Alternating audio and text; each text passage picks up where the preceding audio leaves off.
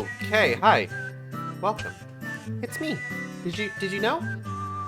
Oh hey, it's a sequel to the 2007 flop Premonition starring Sandra Bullock.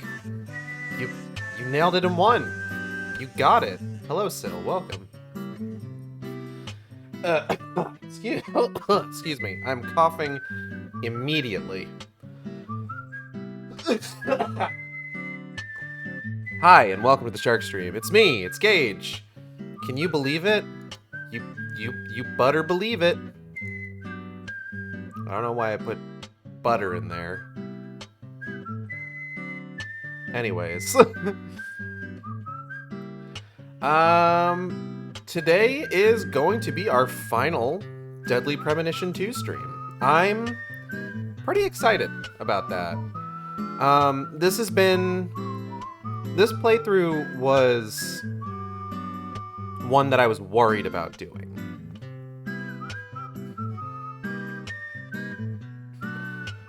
Mainly due to the issues of transphobia within the game, as well as all of the weird, uncomfortable twists and everything from beginning to end. Hold on. Had a bit of popcorn before I started. I got like bits of it still stuck in my teeth. It's obnoxious.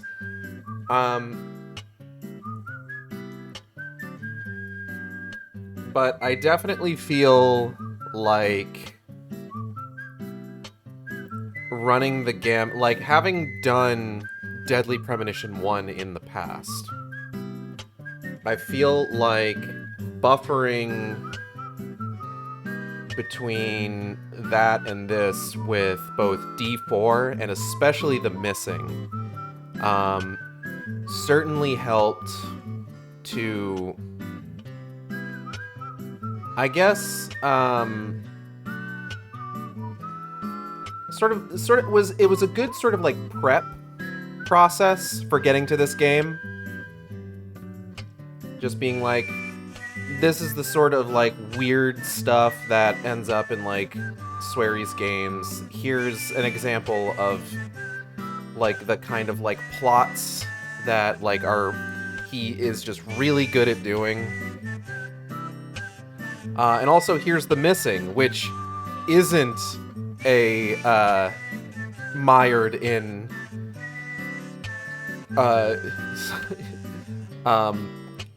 wildly transphobic tropes.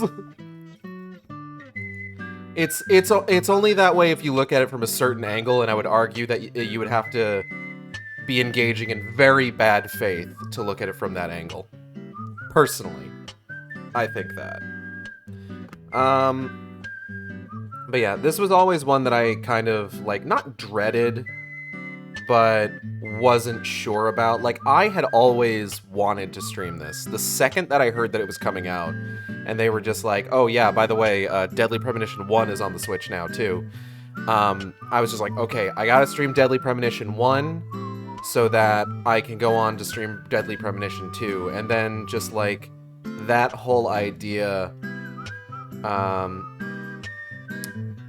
just really fell by the wayside once all of the criticism about its transphobic elements came out. And generally, when something like this comes along where it's like, hey, the thing that you've been waiting for years is mired in controversy right out the gate, generally, I will still elect to get and engage with that piece of media, whether it's a movie or whether it's a video game, a book, what have you. But generally, I won't join the, like, discussion. Like, I don't want to, like, I will, so when Deadly Premonition 2 came out, I played it at release, in spite of everything. But I knew that while I could justify to myself playing it, I couldn't justify being a conduit for other people to, like, know about it, at least not in the state that it was in. I don't know if that makes a lot of sense. It's basically just the idea of, like, engaging with it, but not being a source of, like, how to put it? This is a difficult thing to express because it's something that really, I think, only makes sense to me.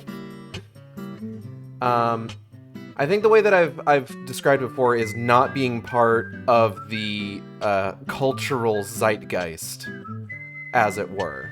You know? Not adding my voice to the discussion, not limiting its reach. Just because, like, in the state that this game came out, like, genuinely, some of the shit in here was awful to see. Like, it was incredibly disappointing. I'm not 100% comfortable with recommending it still, but I would definitely, like, it's gotten to the point where it's just like, I can say, like, hey, this game had some awful stuff in it at first launch, but they've done an admirable job trying to run it back. So even if it's not perfect, I feel like you can still enjoy it. Is this your way of saying I recommend this game with an asterisk? Basically. I still have to recommend this game with caveats. I don't have to recommend this game with quite as many caveats. And I'm willing to accept that. Is the performance still kind of abysmal? Sure. But it's Deadly Premonition. You sort of know what you're getting into. I think we all have something like that. Oh, absolutely. I'm very happy that, like, something like Bayonetta 3 isn't quite as big of an example as that, where it's just like, hey, all of the issues with this game are inherent to its narrative, and not necessarily to any sort of, like, outside issues, like, real-world bigotry or shit like that. So, like, it's the same thing with Bayonetta 3, it's just like, I recommend Bayonetta 3 with a caveat, but not as many caveats as I potentially could have had things with that game turned out less than stellar leading up to release. Thankfully, a lot of the controversy with that was rectified and explained, like, prior to the game actually coming out.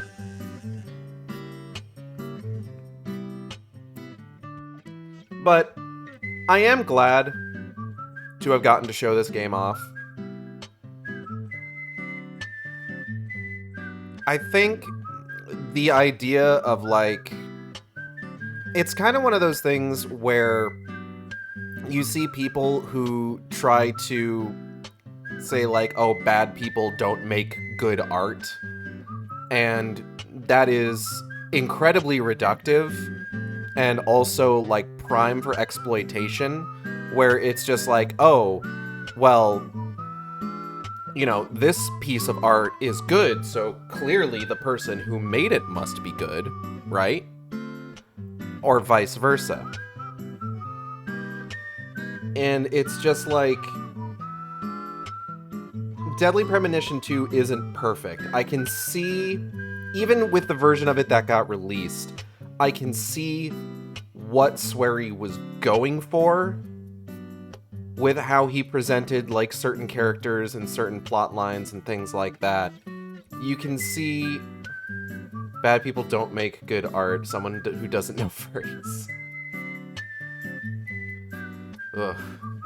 Someone who hasn't been on the internet for a while, or in society in general. Like, let's be real here.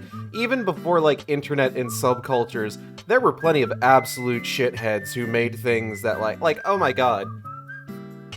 Like, I took film classes in college, and it's like, my professor for those film classes needed to be like, listen, Birth of a Nation is a horribly, horribly racist piece of trash, it also pioneered a lot of the film techniques that we still use today.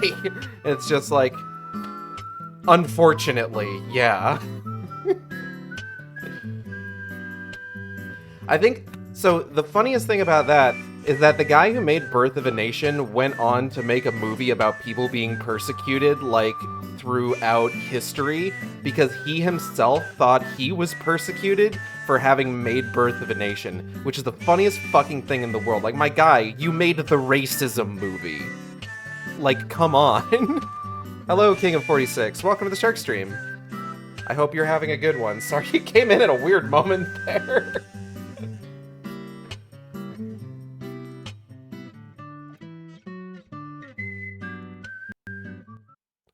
So, I don't know how well I've judged how much of this game we have left.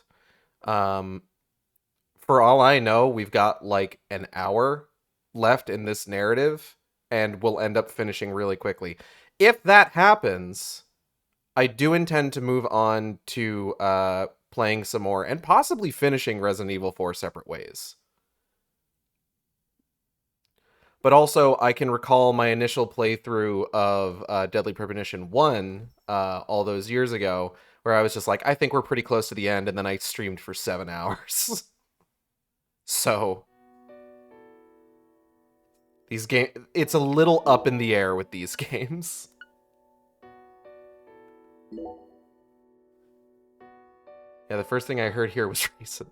Yeah, we were talking about, like, the reductive nature of the argument of, like, oh, bad people don't make good art, and how that enables, like, exploitation and shit like that. And I was using a pretty extreme example, to be fair. Oh,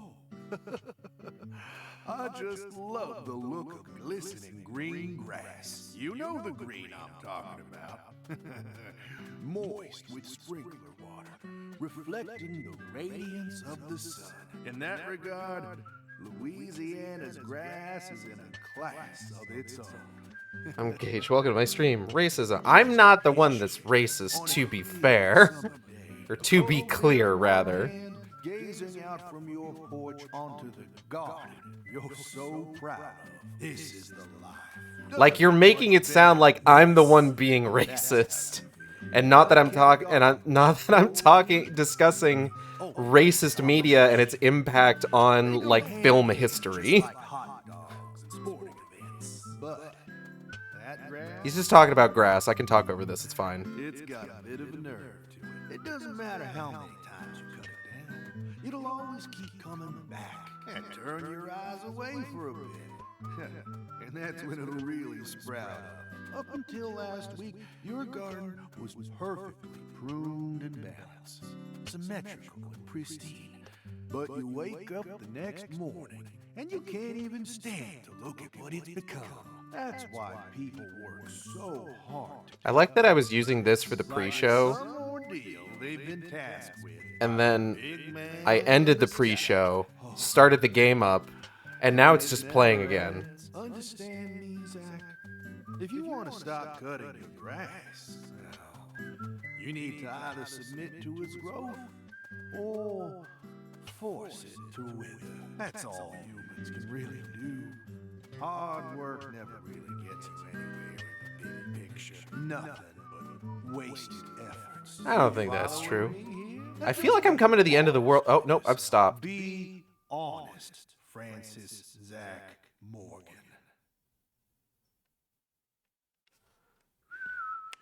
I trust nobody. Any one of you could be lying. This is the only song in the OST, I'm pretty sure. You're right. Oh, howdy, Zach. So we meet again. Such a touching reunion. Like a little boy who was given up for adoption, finally reuniting with his true parents. I'm pretty sure I exploded your head in a shower of blood last game. Little Willie here is beside himself with joy. Casey!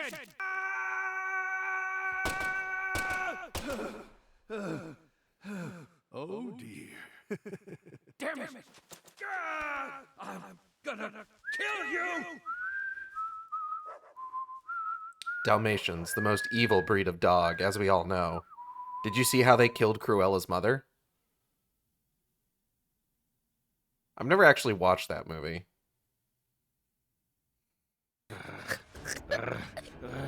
Breathe.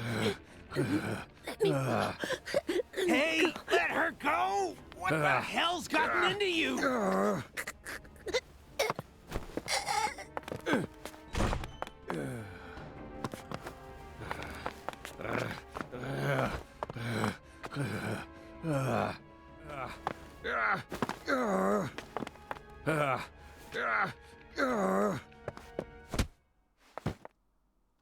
Jeez, are you okay?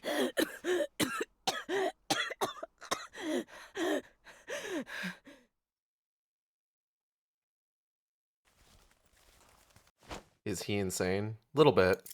We'll get into it. That should do it. The unfortunate fact of the matter is that you're tuning in to probably the final stream of like a 7-part series. So like you're tuning in right for the end of the game. But you can check out my YouTube at AcidXShark for the previous streams. And we're going to be starting probably like new streams with the new year, in addition to all the ones that will be kill him. No, he's the protagonist of the game. We can't do that. But like, damn, he sure put up like a hell of a fight for a stage 4 cancer patient, huh?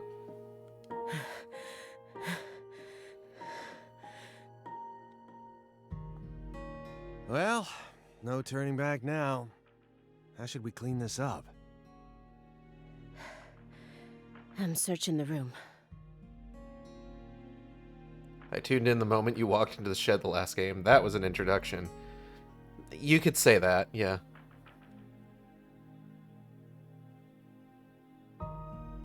(2019) Thompsonville, a suburb of Boston, Massachusetts.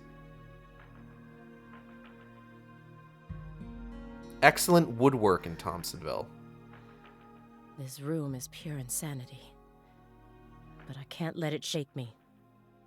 Wait, is it Thompsonville or is it Thomasville? Might be Thomasville. I might be thinking of a completely different town. Why did you come here, Aaliyah? Remember the real reason you decided to investigate Morgan's house in the first place. We came here to find a missing girl. Unconscious Zach. Photo of Daniel. Photo of Patricia. I'm assuming it's... yeah, it's the Patricia photo. Patricia Clarkson isn't here. Named after the son of Tump. Whack him with a...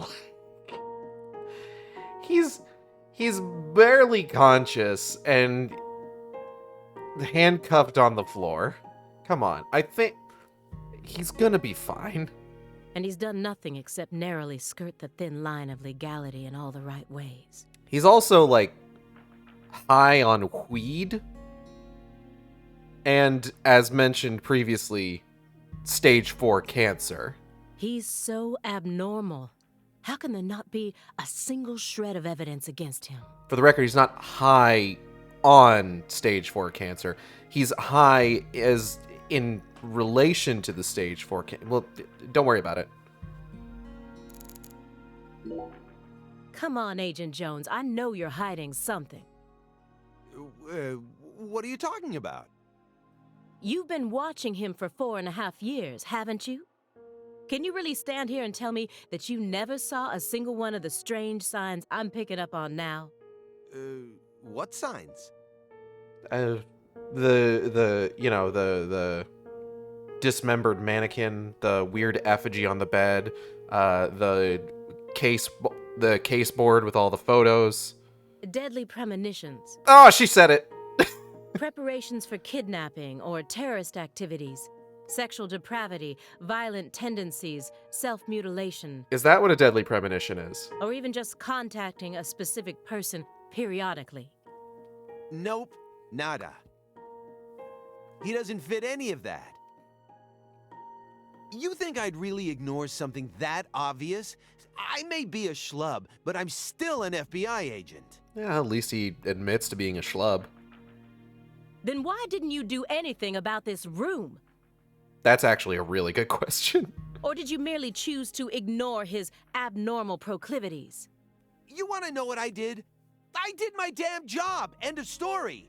I was outside the entire time. How do you expect me to notice a room like this from out there? I gotta put this, like, volume 1 of Berserk somewhere. Hold on. Let's see. Where can I put this? That it won't get, like, torn up by a cat.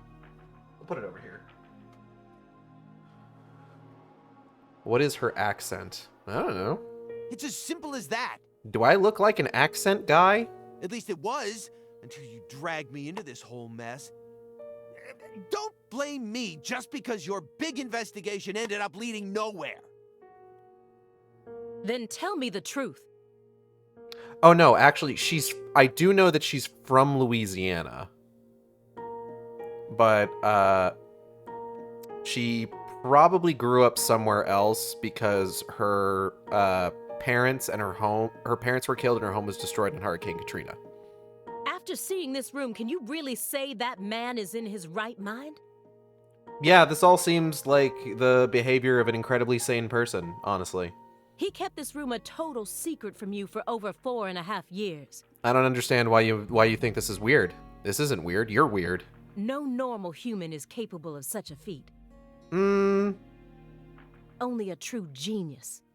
Or a true monster. My room looks like that. Don't see the issue. Can you really guarantee that he won't try anything if we just let him go here? Well, Then you need to help me. I don't know accents outside of the UK. Find some sort of evidence that we can use to make him reveal what he's plotting. I know very few accents, quite honestly. Or at the very least, there's very few that I would be able to pinpoint just like at the moment of hearing them. Bostonian accents, perhaps, but that's because I grew up in Massachusetts. That's like 100 accents there, though. You're doing good. okay. That is a hefty number of accents, to be fair.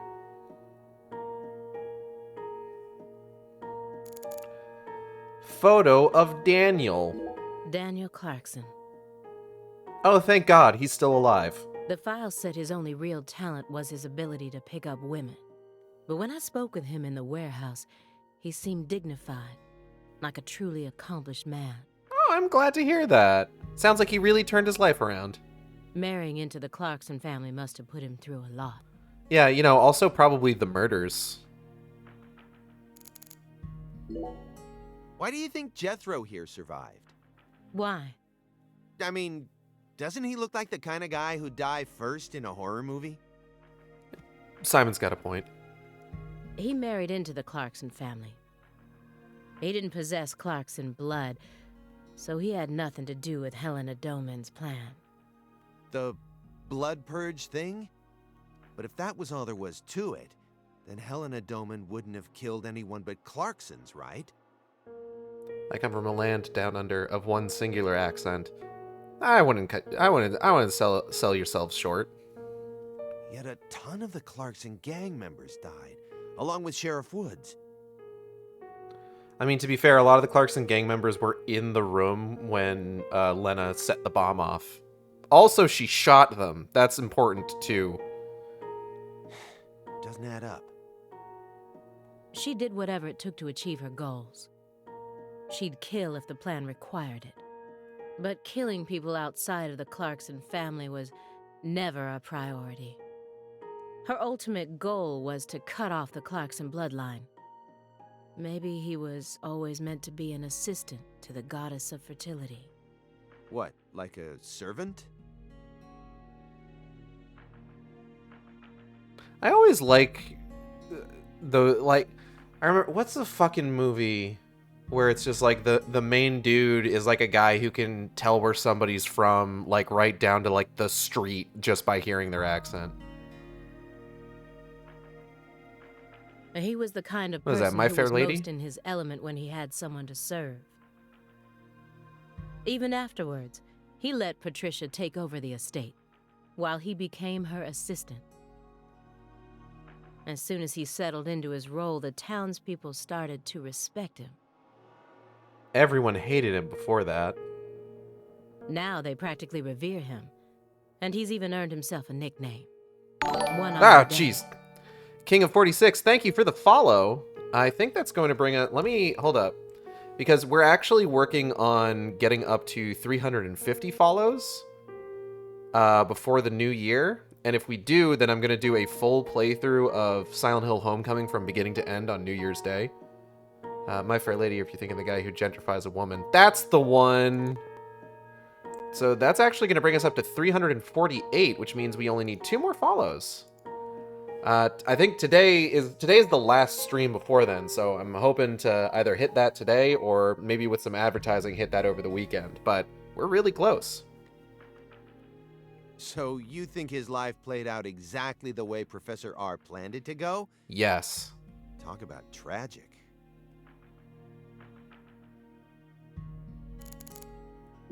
Photograph of Patricia Clarkson. Fuck, it sure is. Do subscribers count towards the number? It's new followers.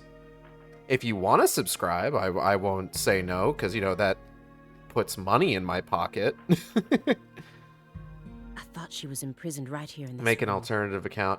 I want to try and, like, build my viewership somewhat legitimately. Okay. I have some degree of... What's the word? Oh, jeez.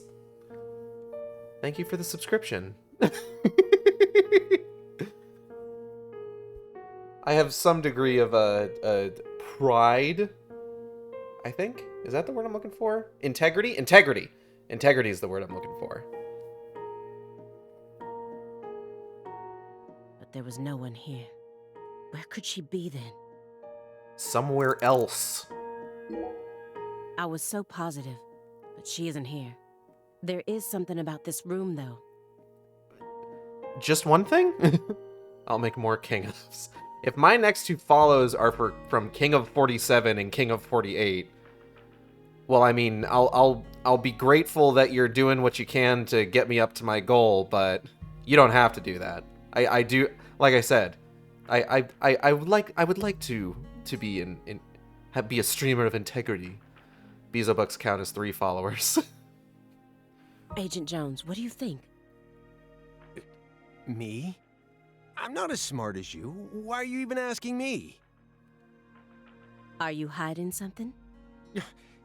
Of course not. Knock it off. Hi, Spacey. Welcome to the Shark Stream. Good to see you. Good to see you. Hope you're doing well. Me? Hiding something? That's a good one. Come on. I got nothing to hide. It's the exact sort of thing someone who has something to hide would say. Nailed it. Let's go. I thought I would find answers in this room. I thought that Patricia would be here. But I was wrong. This room is only filled with photos of people related to the case and the handiwork of a madman. Feels like I'm wandering through a heavy mist. It's like Silent Hill in here. Why is Morgan showcasing those women's photos? Because they're related to a case? Like, you have the case files. You know these things. Lise-esque cloth doll. Alright. Oh god, they're all... Alright, they're all important. Okay, let's start from the right here. Sheriff Melvin Woods. I never met him myself, but his face makes him look like a very nice guy. Yeah, I mean, he's alright. His background in childhood didn't have any red flags either. He's pretty obsessed with elevator pitches for movies based off, like, literally anything he heard in the moment. Yet we're supposed to believe that he was one of the masterminds behind that entire incident? Yes. If you loved someone from the bottom of your heart, would you ever be able to marry someone else? Or kill for them? It's a hell of a question. Whoa, what are we talking about? I never heard of any kind of motive like that in any other murder case. I just keep feeling like we're being fed a story that he made up in his mind. This is like he's in a character selection for a fighting game. True. I'm real talk. I really wanted Francis York Morgan to be in Smash. Like, that was genuinely something that I wanted to happen. I thought that would have been so funny. Honestly, without having experienced what that's like, I can't really say what I'd do. But I'd never try and force love to happen if it didn't seem like it was meant to be. There are 3.5 billion women on this planet. There's got to be more than one specific person who anyone can fall deeply in love with, right? I don't know if that's specifically what we're talking about right now, Simon. But what if we were talking about pizza, not women? Speaking his language. I see what you're doing there. You just discovered the perfect ultimate pizza. But you aren't allowed to take even a single bite unless you kill someone for the cook. Have you ever loved someone with all your heart? What kind of person do you take me for? Do I look like someone who loves? That's my line. Good talk. Glad we cleared all that up. Jesus Christ. After she lost her family in the Le Carré incident, she went to go live at the Clarkson estate. And once she grew up, she assumed control of their empire seemingly without any hesitation. She must be strong. How did she eventually come to accept her cursed blood and the fate it placed on her shoulders? She's really cool, and she's super neat and funny, and really good at being an assistant to murder investigations. I'm not stabbing anyone. I couldn't stab somebody if I wanted to. Relax. The one who took her in after the incident was Daniel Clarkson, the next in line to succeed the Clarkson family. He's the one that ended up raising her from that point onwards. Good on you, Daniel. Isn't fate strange? In the end, two people who were completely unrelated by blood ended up inheriting that house. Fucked up if true. Yeah, you're right. But sometimes I wonder, what is family anyway? I want bloodshed. You'll get it, but like not right now. Goodness. We're gonna get to shoot people a bunch later. Go back far enough, we're all strangers to one another. We're talking countless generations, marriages and birth, you know. Humans love to deify the rules they create. It's almost like that's been an unwritten law from the very start.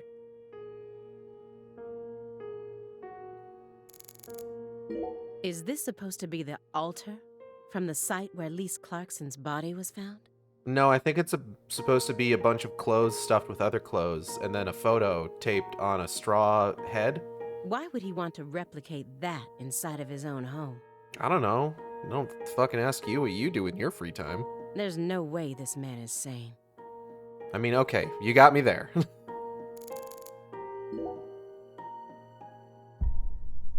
Ooh, cutscene.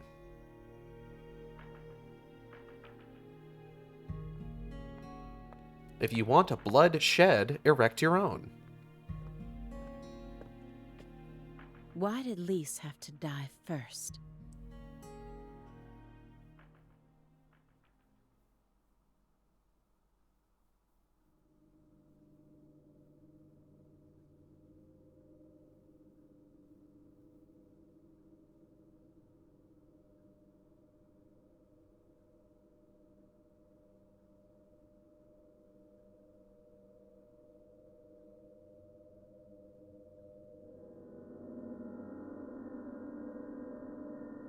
Huh.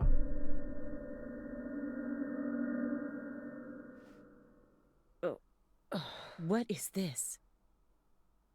Oh, you gotta be kidding me. Hey, Zach, what the fuck? This room paints such a bizarre picture. We're just coming to that conclusion now? But upon closer look, I can see some strange sort of pattern to it all. I mean, that's also kind of obvious, but you Was know. Morgan trying to recreate something with all this? If so, there must be a reason for all of these weird and hideous things. Alright, what we got here? Red rope. Strange hunting trophy. Strange hunting trophy. Galena-esque doll.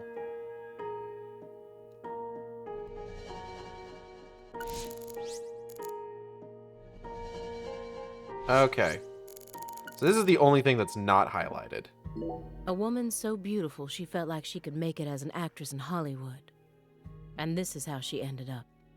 Fucked up if true. Sometimes it seems like God abandoned us humans a long time ago. Damn, okay. Don't have to get that dramatic about it. I feel it more and more with each new case.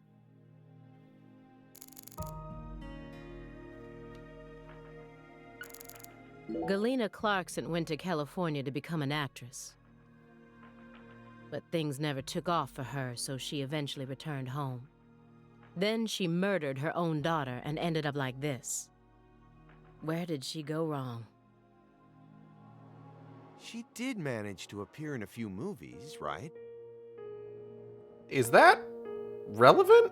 Not as any characters with actual names, and never with much clothes on. Ooh. So that's the only value they saw in her, huh? Sorry, that was insensitive. No, at least he realized it the second it came out of his mouth this time. It's an everyday occurrence in that world.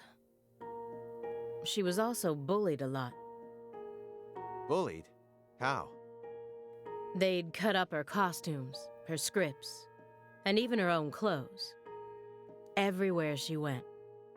Then after 3 years of that, her stylist chopped off a chunk of her hair. By accident. Quote unquote. Are you kidding me? I did a little investigating on this. In the end, a self-titled Big Cheese producer tricked her. Are people self-titling themselves Big Cheese these days? She almost ended up going into porn. Damn. Not hard to imagine what would have happened after that. Well, she probably would have been in a lot of movies. I'm just saying, turnaround from like production to release of those kinds of things is like apparently very quick if you see some of the numbers that those sequels get up to. One witness said that after returning to Le Carré, she refused to use scissors to cut anything.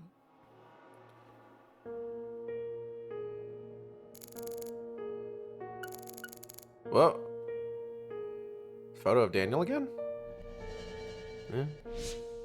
When Helena Doman attacked the estate, he just happened to be somewhere else. Yes, that's what I call myself. Big Cheese. You know what? You deserve it. It's easy when there's only 2 minutes of footage to shoot. Whether it was through luck or simple coincidence, that's how he managed to survive. Hey. Some of those have plots, you know. Does anybody remember... God, I feel like when I was like a teenager or something, when like Pirates of the Caribbean was coming out in theaters, there was like a porn company that made a pirate porn film that was like the biggest budget pornographic film to ever be made, to the point that they were able to make a version of it where they cut out all the sex and released it as just like a main, not like like they didn't release it in theaters, but they're just like, yeah, here's a non-pornographic version of it. No, that happened. And then they made a sequel to it, but I don't think they did the same thing with the sequel.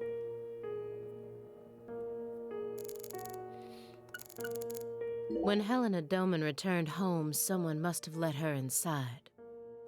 You think that was her brother-in-law, Daniel? I don't know. Well, alligators did chomp his arm off.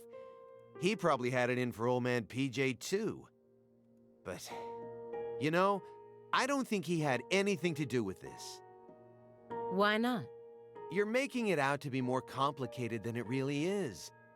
That's always the problem with people like you. Too smart for your own good. Oh, was that Dead Man's Chest? No, but Dead Man's Chest is a really good porn title now that you mention it. No, hold on. Let me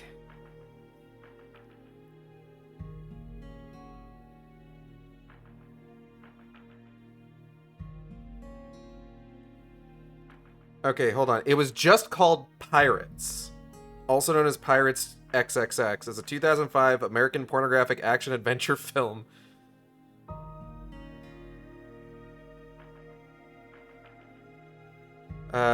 Features many references to the mainstream Hollywood film Pirates of the Caribbean: Curse of the Black Pearl. You can give us a bunch of fish people and not expect an alternative version of it.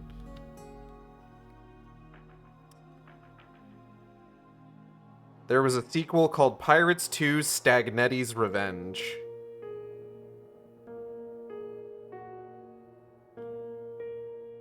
It had a so the first movie had a budget of well over $1 million.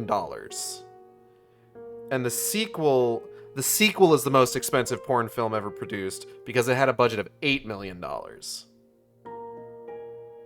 And that one also did have an edited R-rated version of it. I don't think it had any fish people sex, though, unfortunately. Just get to the point. Professor R marched straight through the front door to the mansion. She arrived right at her destination using the quickest route possible without having to undergo a single security check. I know. My question is, how was she able to do that? Because she's family. It doesn't matter if PJ disowned her. He never stopped loving his son. Oh, come on, Simon. A father would never abandon his child, no matter how much they fail to fulfill his expectations. That's not necessarily true. That's what being a parent is all about. Don't look at me like that. I know, I don't have a son myself, but I have a father. He's still back in my hometown, managing the printing plant my grandfather started. He'll be turning 80 soon. He wanted me to take over the place, but as you can see, I'm out here. But I know how this whole thing works. Even though I haven't seen him in forever, the minute I go home, he'll welcome me with warm, open arms. Yeah, okay. I've seen the bedrooms of countless violent criminals, but this one is on a completely different level. It's beyond insane. I don't know. I think it's really funny that he put a cigar in the mouth of a bear. What's that? A hunting trophy. A brown bear. With a dragonfly eye patch. Pretty sick eye patch, honestly. Like, I think it looks better on the bear than it did on PJ. Why is it smoking a cigar? It's probably supposed to represent Philip J. Clarkson's body. And the elk is? Helena Doman. So that's why it's got such good taste in fashion. New OC idea just dropped. And this one is Galena Clarkson? Why did he want to line up corpses that were killed in different places, all together in a single room?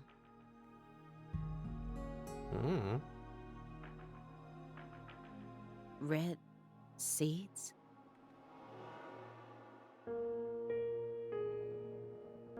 Oh, so that was for both. Okay. Rope tied around a lighting fixture. What could it mean? Ooh, it's the inverted peace sign.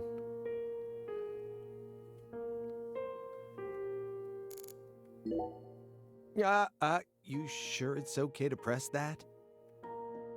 Won't know until we try. Hey, it's Woodstock.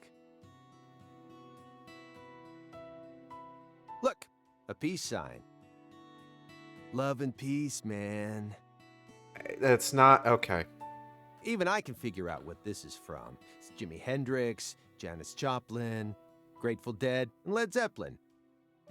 But I shouldn't have to explain it to a music nut like you, right? That isn't a peace mark. It's upside down.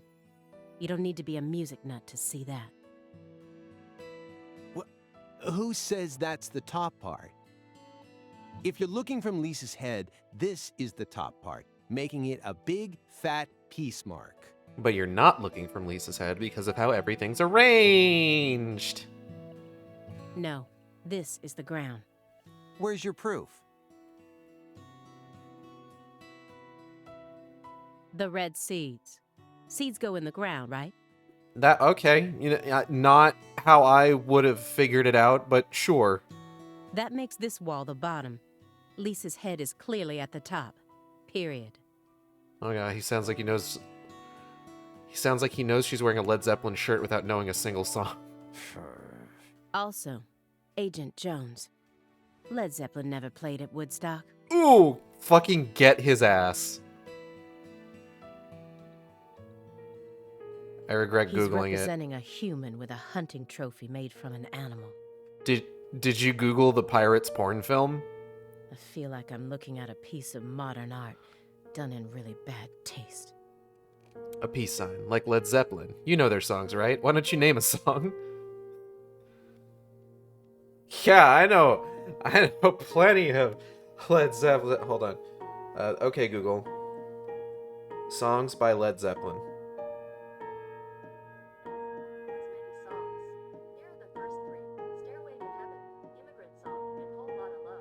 I've actually heard Stairway to Heaven, an Immigrant Song. No, that's fine, Google. Thank you.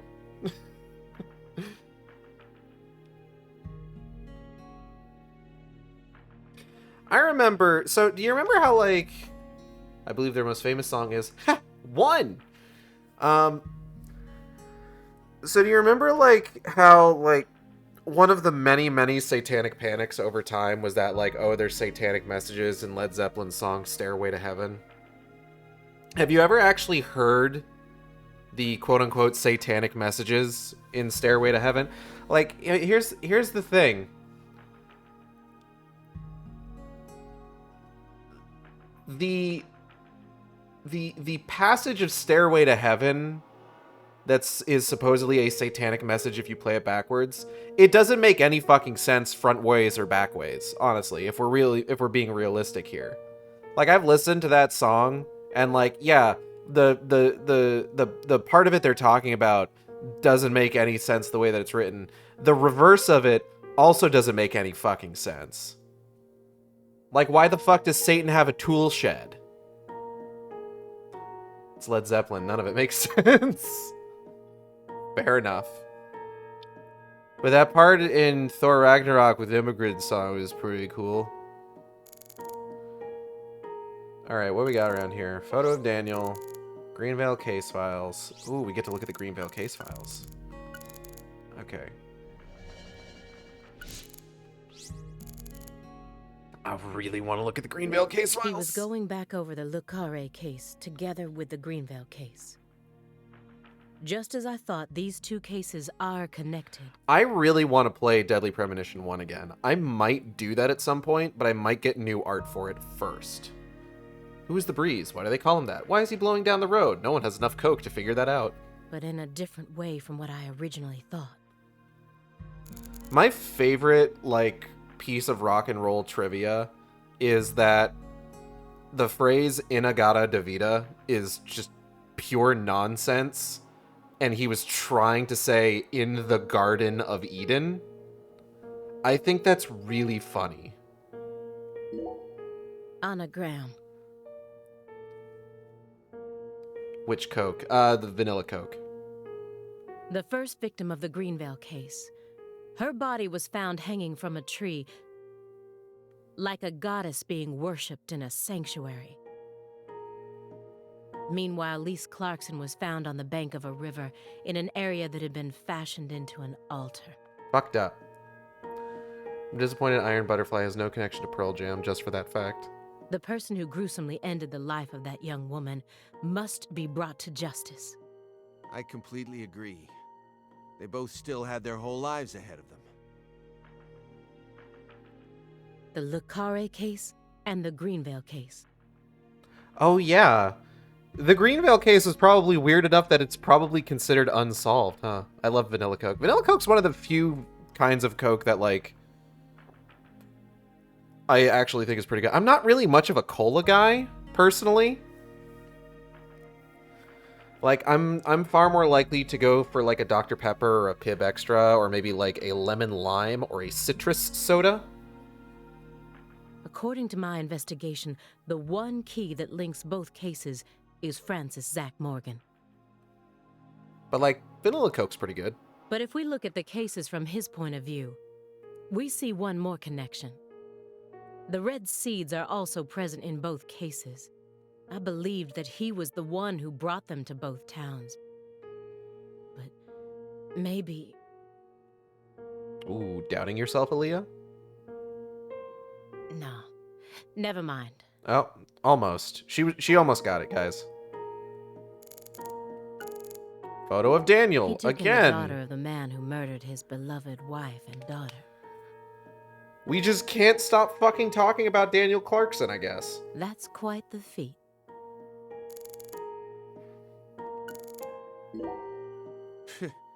Sure seems like our friend Daniel here was just destined to suffer. He crossed the entire continent and married into the Clarkson family, all for the sake of the woman he loved. But then the love of his life became a drug addict and ended up murdering their very own daughter. And she too was murdered as part of her big brother's conspiracy. Simon, for fuck's sake. Finally, in order to prove that he could take responsibility for the family, he gave up his right arm to his father-in-law, who got blown to bits soon afterwards. And to add insult to injury, all the inheritance went to PJ's secret heir. If I had to go through all that, I'm pretty sure I'd go crazy. I don't know. What do you mean? He found someone he loved so much, he moved across the entire continent just to be with her. It also seems that he was eventually able to make an identity for himself and Lou Carre as well. I skipped that last line, I'm so sorry. After I found his daughter's body, I interrogated him for a bit. When I told him we were going to do an autopsy on her body, he didn't react violently in any way. I remember him looking relieved and tired, kind of like someone who'd just woken up from a coma. Are we done talking about Daniel Clarkson now? According to Morgan's story, she was the mastermind behind everything. The whole purpose of her plan was to protect her declining clan from their imminent downfall. She had to kill all her family members in order to purify the bloodline, so that in the end only the goddess of fertility would be left behind. I don't buy it. This plan has so many holes in it, I don't know where to begin. Yes, Katrina may have carried all of the evidence away, but I still can't believe he was actually able to turn in this fairy tale as an official report. She planned a string of murders all in order to restore the Clarksons to their former glory, right? Yeah. According to Morgan's story. Matches up with the files, too. But the only proof of that is the confession she privately gave to Morgan just before she died. Galena Clarkson was also murdered immediately after she confessed. Don't you think it's all a little too convenient? No. In fact, it seems really inconvenient for everyone involved. Well, story-wise, yeah. And the sacrifices. None of the FBI's official records contain an example of an actual human sacrifice. Aside from the cases that Francis Zach Morgan handled, that is. There are tons of examples of animal sacrifice, though. And remember the witch hunts back in the Middle Ages? I don't... Does that... Okay, never mind. Meaning? Meaning, there are always exceptions to the rule. An exception is actually what proves the rule. And Morgan alluded to the existence of some sort of journal, right? I think he said he read it in Professor R's lab.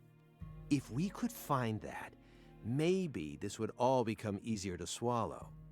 The report didn't mention anything about a journal. And if it truly did exist, it surely would have been submitted as evidence. Unless he tried to cover it up on purpose. Or... Unless the journal never existed in the first place. Exactly.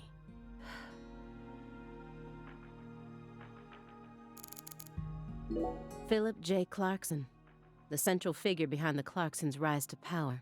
He took 2 wives and fathered 3 children. But despite all his successes, he's been immortalized as a hunting trophy. Nothing but a sick joke. It's a pretty dope-looking bear, actually. He was taught how to rule as a child, never confided in anyone, and married for purely political reasons. Not one of the coolest video game bears I've seen. I've got to give that to the bear from Condemned 2. Then he prospered so much that he became powerful enough to rule an entire town on his own. But in the end, his own child betrayed him and ended his entire clan in a series of violent deaths. Yep, that happened. If that was your life, how would you look back on it? I'd be pretty embarrassed, I'm not gonna lie. Yeah, beats me. I wasn't born into a rich family, nor was I ever taught how to rule. And for what it's worth, I've also never knocked up a young ex-actress. But I guess the one thing we can say is that any good life needs balance. Get too hung up on one thing and you lose sight of everything else. And if you betray someone, you'll get betrayed too. Someone thinks they can step all over people and then live out the rest of their life in peace. They're fooling themselves. We always get to see how those people end up in our line of work. In the end, they die horrible deaths. That is why pizza is the only thing I trust. Pizza never betrays you. Are we seriously talking about pizza again? These animals are high as a kite.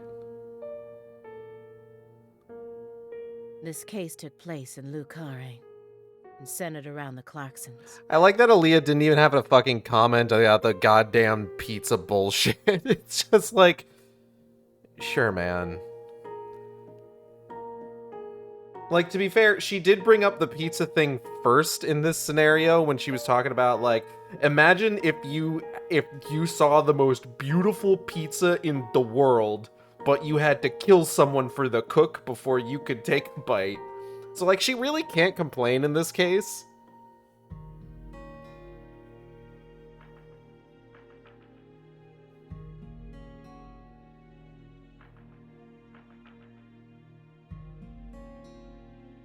Oppressive authority, cross purposes, madness, and love. King of 46, you only just showed up to this stream, so I can understand why you wouldn't be aware of this. Simon has been talking about fucking pizza this whole goddamn game. At every fucking opportunity. If it's not pizza, it's goddamn hot dogs. It's just merely embarrassing every time he brings it up. I think in this case she can complain a lot. Fair. No, well, no, okay, because, like, every time he's brought up pizza before, it has been almost entirely unprompted, and it's had almost nothing to do with anything anyone is fucking talking about. But, like, this time, she was the first person to bring up pizza.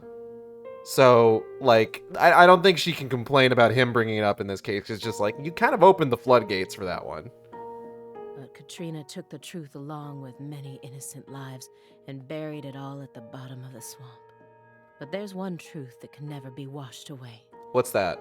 This all started with the death of a young girl. That is true.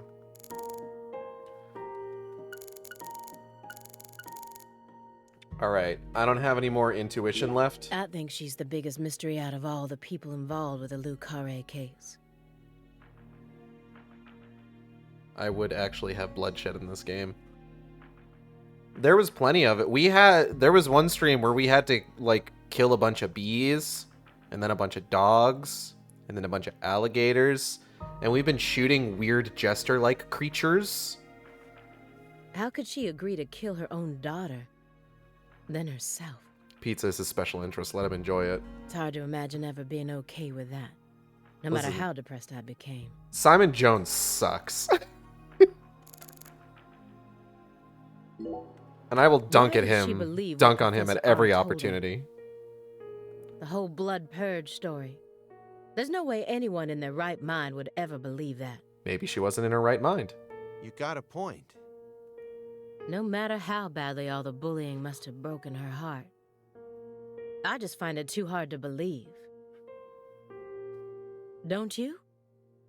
Yeah, but you shouldn't think too hard about it. Why not? Human beings don't make sense. That's true. We always do things that can't be explained with common logic, especially when it concerns our parents, children, and siblings. That doesn't satisfy me. Oh, well, never mind then. No matter how irrational an action may be, I want to know exactly why that person made such an irrational decision. Otherwise, what hope do we have? You're never gonna be in a situation where everything makes perfect sense. Just stop sticking your nose so deeply into everything. That's my advice, as an old guy who's lived twice as long as you. You and I are nothing alike. You decided to give up on your life and spend the rest of your time on Earth sitting around and playing Sudoku. Damn, Aaliyah.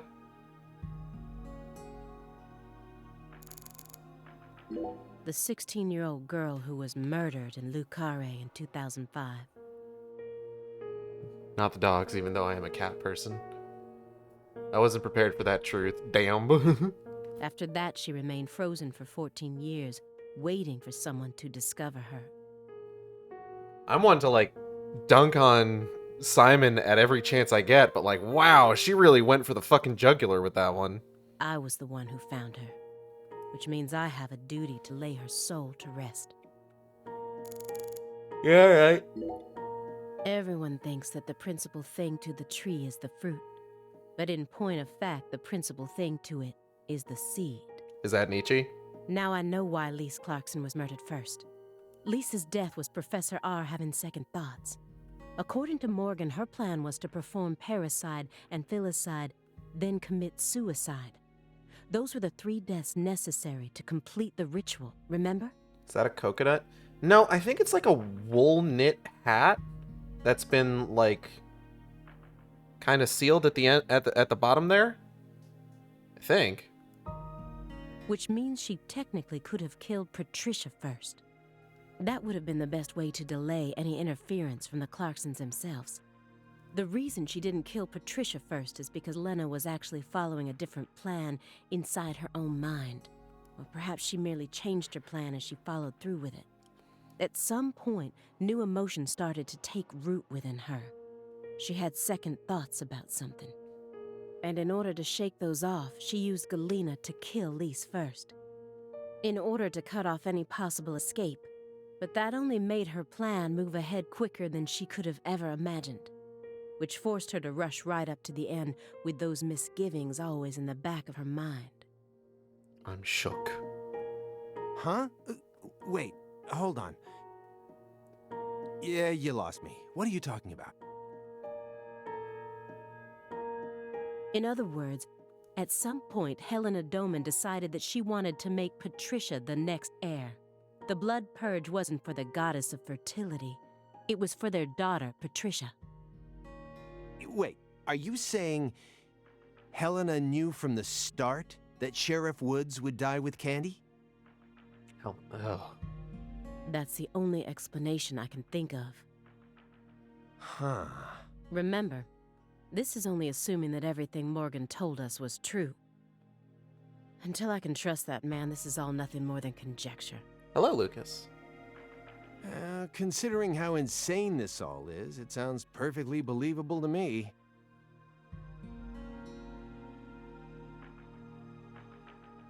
Morgan's still very eepy.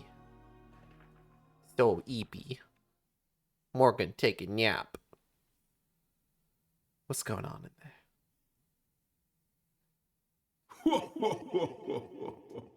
Oh, Hoongan. Wonderful.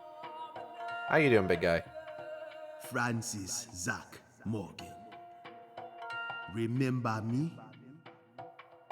Oh, cat got your tongue. Understood. You know why I'm here, don't you? No. Surely, you must know what this means. To commemorate our reunion, allow me to give you another oracle. The contract, once signed, will last for eternity. But only in the presence of true love. Did you hear that? Good.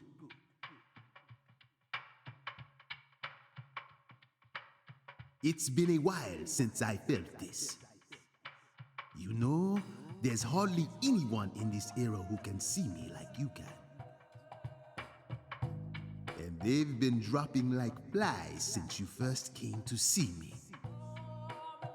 Breaks my heart. Did York die? Lucas, do you know anything about Deadly Premonition 1? Just out of curiosity? Because it's like kind of column A, column B. Do you have any questions for me? Is Patricia safe? Excellent. You pass. That doesn't answer my question. You haven't changed, Francis Zach Morgan. But that question isn't for me to answer. Go and see it with your own eyes. Oh, time's up. That's a really good snake. We'll have to finish this during our next reunion. Is that a cell phone alarm?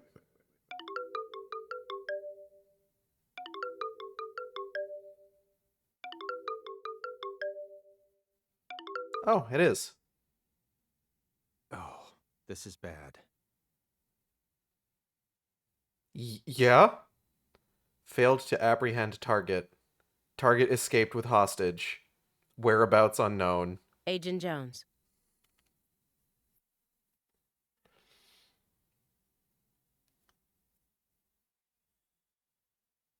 Okay, I need one moment because an artist that I'm working with for stream art just got to me with a work in progress, and I just need to make sure that I respond to this.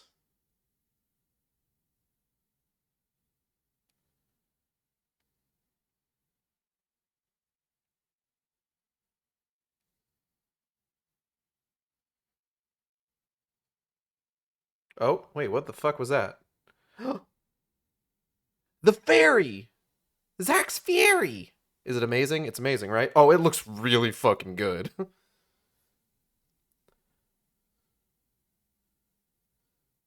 So you know how Zach has been talking about, like, has been occasionally talking to his fairy throughout these sequences? We can see the fairy now. I think because technically this sequence is from Zach's point of view as opposed to Aaliyah's point of view. I'm not sure exactly how it's all going to work, but we'll see.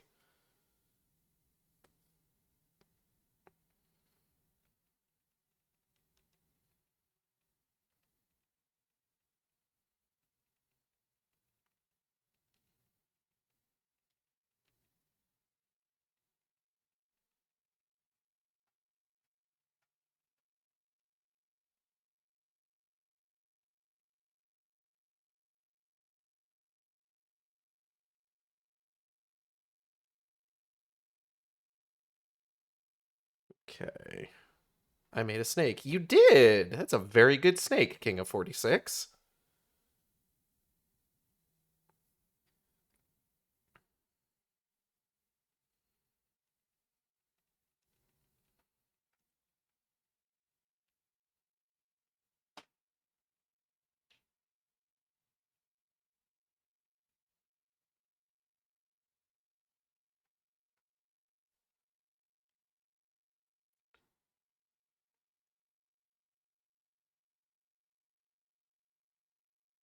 Okay.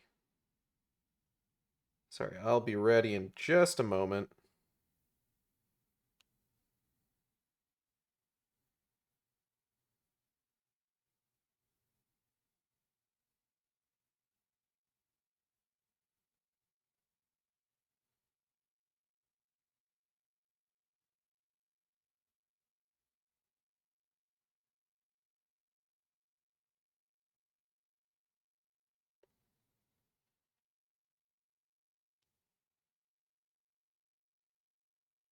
Okay.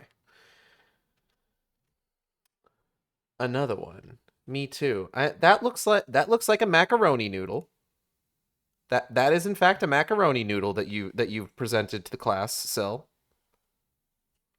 What is this referring to? Avery Smith kidnapped Patricia Clarkson and escaped. Ah, shit. Avery Smith? The vault manager? I made a snake too long ago. That was a really good snake, too, Lucas. Why would he kidnap Patricia? Tell me what's going on right now. Well, Answer me, Jones. I made a deal with Morgan back when he took me to the bathroom. What? What? Morgan said something to me. If we want to find Patricia, we need to look at Avery Smith. Have you lost your mind? What he said made sense. What is my favorite land mammal? That's a good question, actually. What is my favorite land mammal? Armadillos. I really like armadillos, actually. Ever since 2005, Avery's been working deep inside that cold storage warehouse. He was also arrested in the past for getting too friendly with Lise Clarkson. And after Katrina, he apparently worked on renovating the warehouse for free. What if that allowed him to freely modify the warehouse as he pleased? That would explain why her body remained missing for 14 whole years. And then I did a little check and found out that he never went back to work after Christmas vacation ended. Maned wolf and pygmy goat are also both very good choices. So what? Why would you trust him? I don't. I just decided it was worth investigating, that's all. So, I sent 2 agents to Avery's house without telling anyone. I just called in a favor from an old friend in the New Orleans branch. No one gave you clearance for that. You think you can just... But what if Morgan's telling the truth? And evidently he was. If he is, we're both gonna look like total clowns. Clowns who went barging into a former agent's house on completely unfounded suspicions. HQ will have a field day with us. They'll string us up as the 2 dumbest agents to have ever graced the field. I just wanted to take some precautions. And besides, if he is lying, it's still no skin off our backs, right? If things work out, we'll end up solving a difficult case that's been driving everyone crazy. I hate to admit it, but Simon's making a lot of sense here. Imagine that. You and me, just the 2 of us, solving a case like this. I'll be able to jump ship on this crappy job. And you'll be able to freely investigate all things Saint Rouge, just like you've always wanted. Besides, you know that Morgan is Director Abraham's favorite. Even if we get into some sort of trouble, if Morgan testifies to Abraham's for us, we'll totally be in the clear. I don't care. This isn't the way things are supposed to be done. Well, I'm sorry, but I had no other choice. You were so engrossed in this, and come on, you know how I am. Besides, saving the hostage should take priority above all else. There's no time for squabbling. We need to find Avery Smith no matter what it takes. But how? Well... Thanks to your heroic maneuvers, we just lost our suspect. I know, but... You didn't even consider him a suspect. I know how to find him. Zach knows how to find him. I should be able to see the other world, the way I am now. Just let me go, please. Morgan? It's okay, my fairy. I know I can convince them.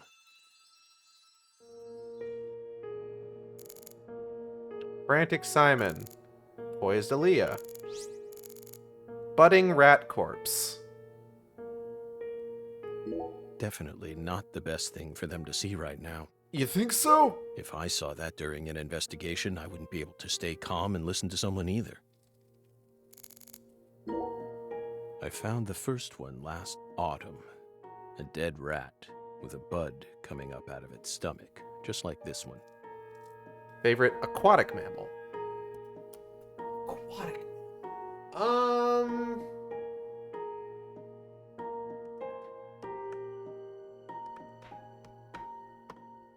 Leopard seals are pretty cool.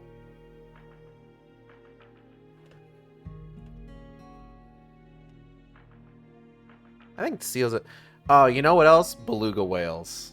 I love me a beluga whale. A rat ate a red seed, died, and the bud sprouted.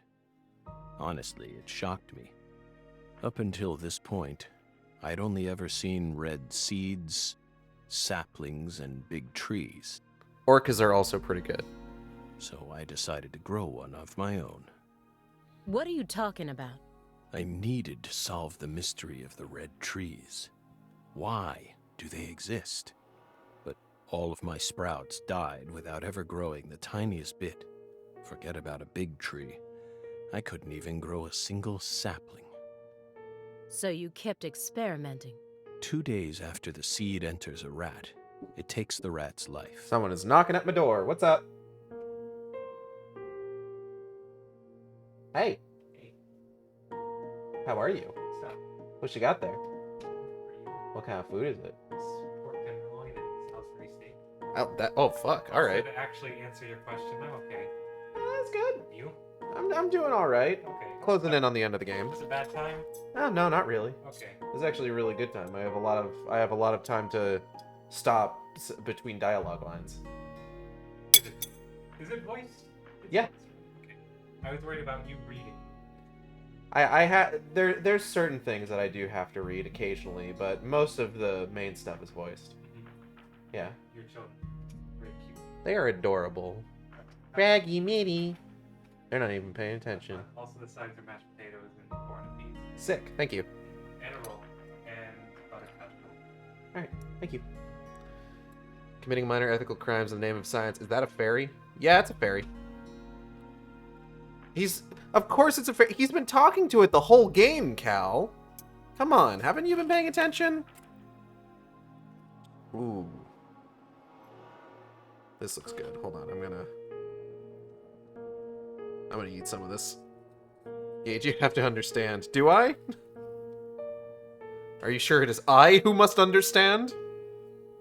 I've literally only been in these games for the York segments.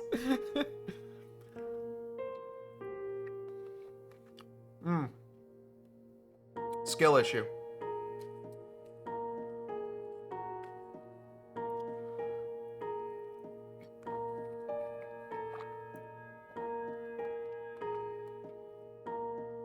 Every time you play it, I'm available. It's York.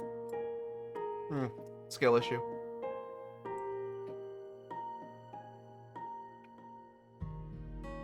Ugh, excuse me.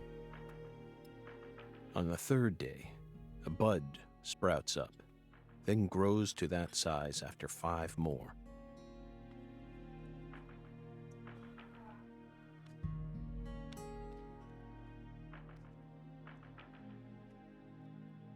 Listen, I like our man Frork. Well, then you're gonna love Frack. I tested this on 137 corpses. In only a few months? Bleh. I have a lot of rats. But I was never able to grow a bud any larger than this size. I still remember what he told me.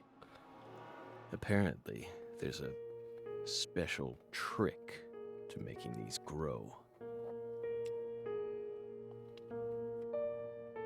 You're totally insane. A little bit.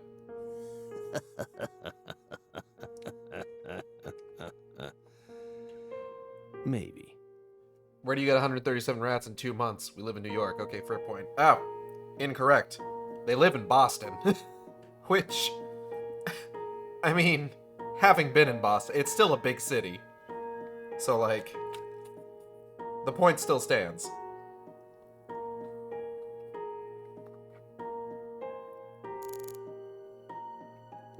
Simon's lost in thought. What will his next move be? Not a good one, I can tell you that much. Will he follow the plan? Or... I don't have much time left. You guys need to have longer lines. I'm trying to cut up this pork tenderloin here.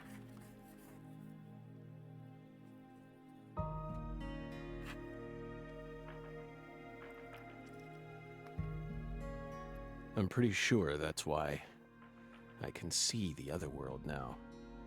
I'd lost that sense ever since the Greenvale incident, but it's back now.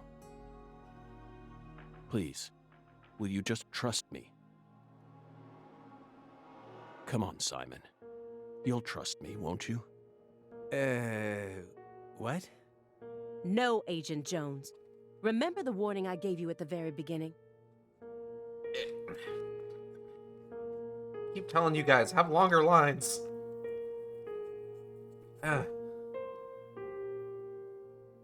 You can't let him take control of the conversation. Yeah, I know. I know. Aaliyah Davis. She's on edge, as she should be. Who wouldn't be after seeing this room? Please, Aaliyah Davis, let me go. This is our case to finish. No, you aren't an agent anymore.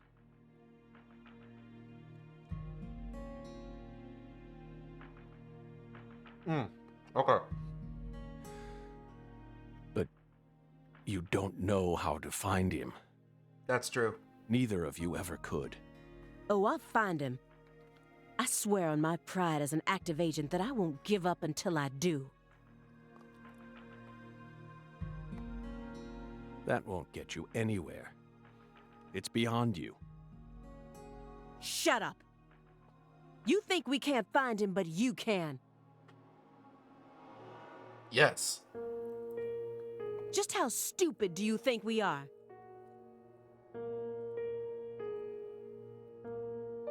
If you want us to believe you, then it's about time you showed us some proof.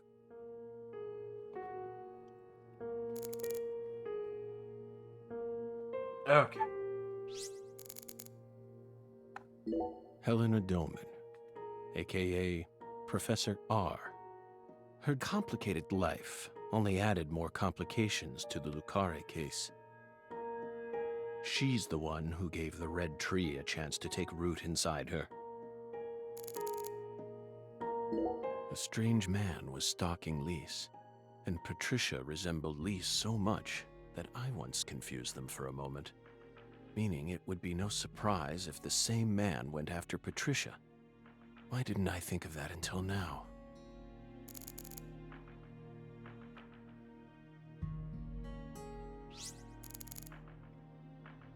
A lot of time's passed since I last saw Patricia. If I hadn't gone back to Lucare, she probably would have never been kidnapped. I dragged her back into her cursed destiny.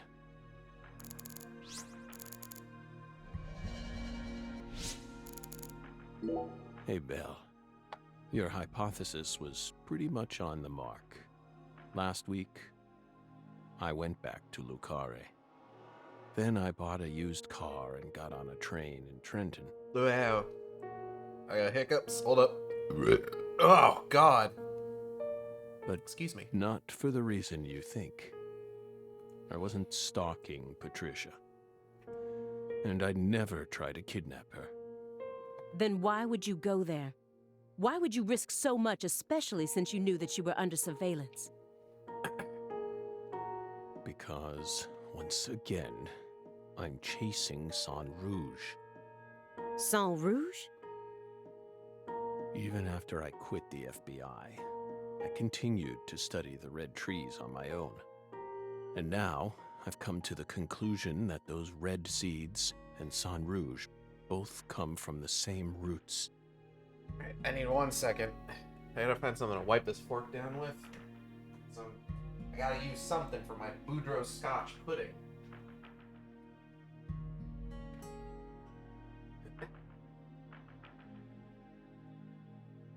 That friend of the stream and housemate, JB, has so generously provided this veritable bounty of good stuff.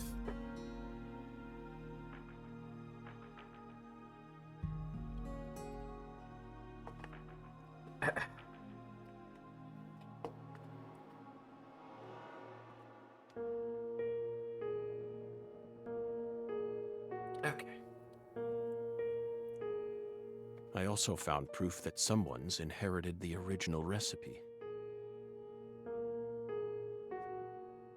Yeah?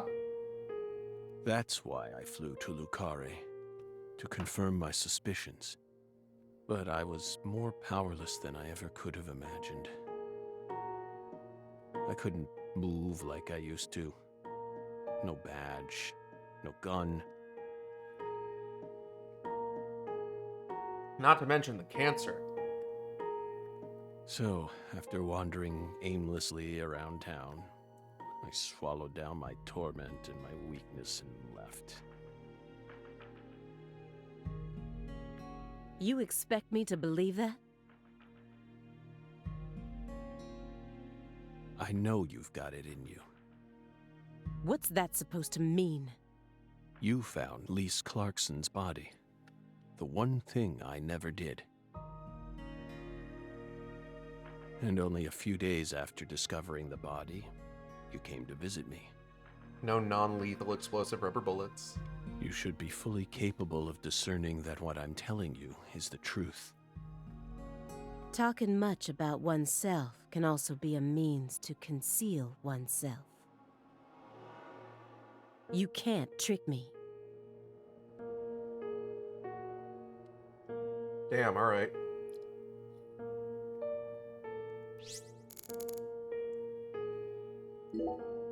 You said that she was the mastermind behind the tragedies in Lucare.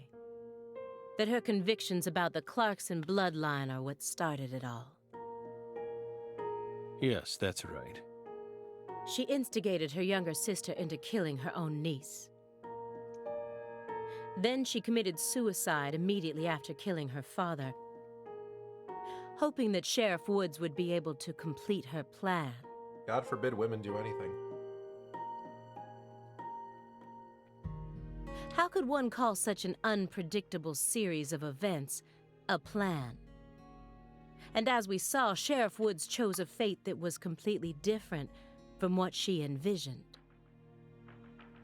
No, he didn't.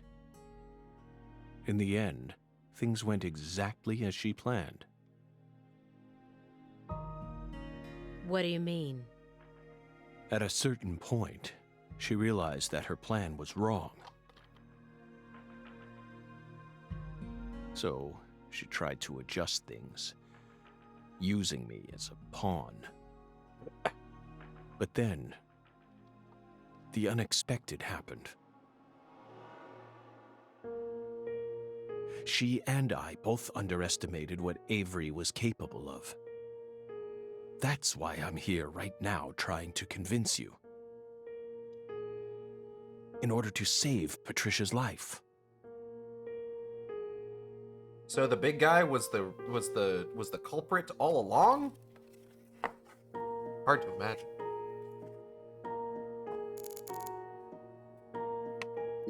If your story is true, then why did Avery Smith kidnap Patricia? Patricia resembles Lise. I even got them confused once. And Lise reported being stalked by a 10-foot man. Alright. That's Avery Smith? Exactly. But he's only 6'7" at best. His physical characteristics don't match the person you're talking about. I once concluded the very same thing. But now I know. That was definitely Avery.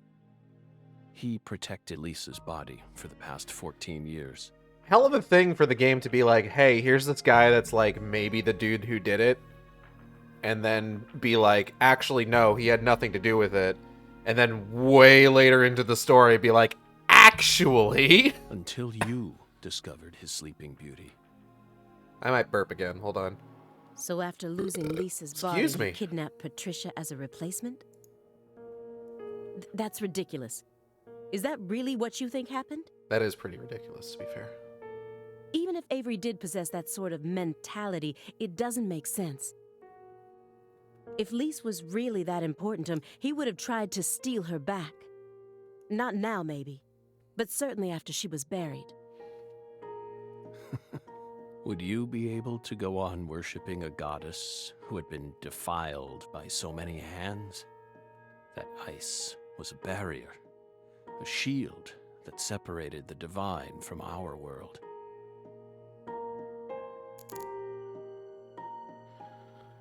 All right, 2 items.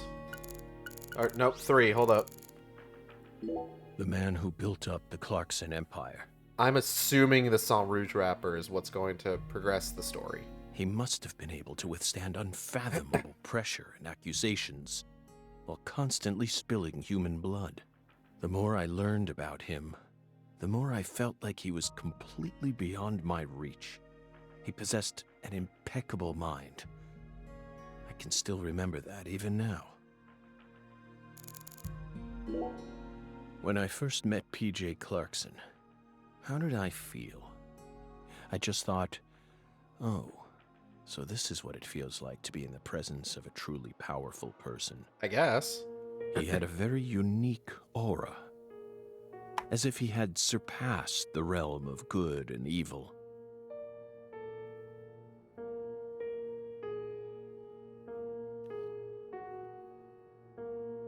Hold on, I got another commission whip.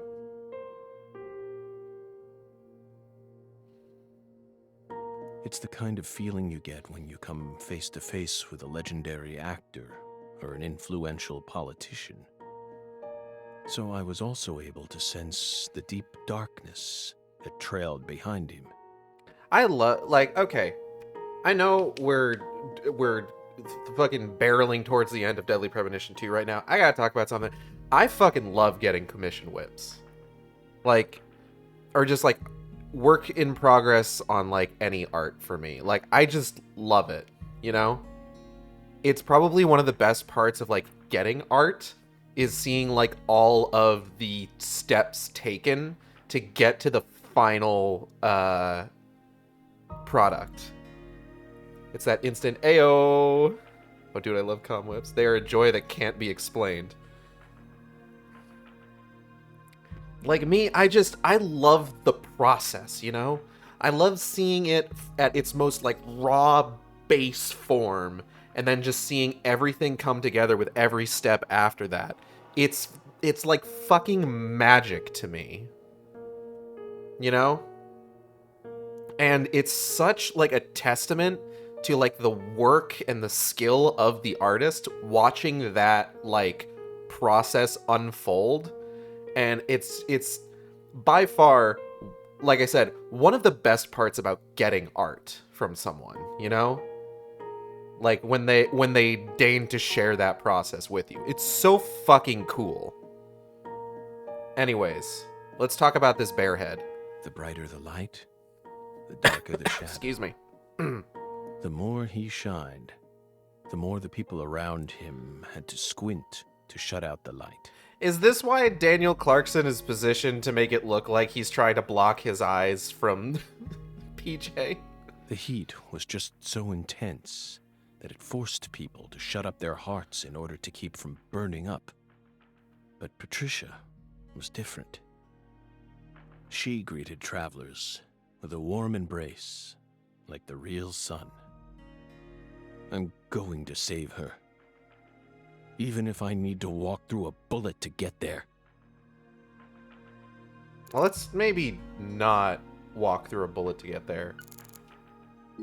That's the eerie drum that Pastor Tyrone gave to me. The pressed flower I took from the hotel bathroom is still right on top, and it hasn't even wilted. Maybe it really was blessed with some sort of holy power. Nah. No, that's stupid. What is this drum? I'm glad we're acknowledging the drum. Please don't tell me it was a tool they planned to use for the blood purge. No, that one's mine. Gage talking about the deep and beautiful side of art being made. Me as an artist, haha, big booba go brrr. That is also a fantastic part of it. Sharp eyes as usual. Hello, Venom Lad. No. It was part of an even darker ritual. I can't even bring myself to say its name. The Lord hungers. It's the taboo trinity. It was far more important to our case, and far more horrible, if you can believe it. Just to remind everybody, Zach is talking about doing a fetch quest.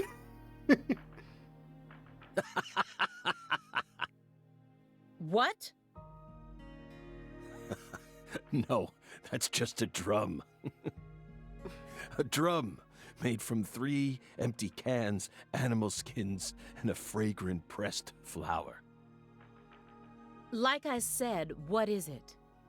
Maybe it's a souvenir? What? You expect me to believe that? Yeah.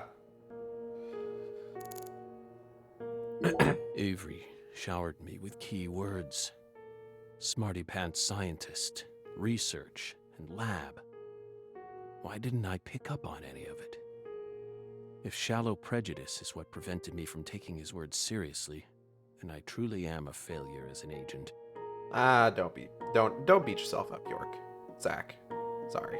No. I know why. I was still immature as a human being. You said that someone inherited the Sang Rouge recipe, didn't you? Is that someone Avery Smith? It has to be. Avery used to help Professor R do research in secret.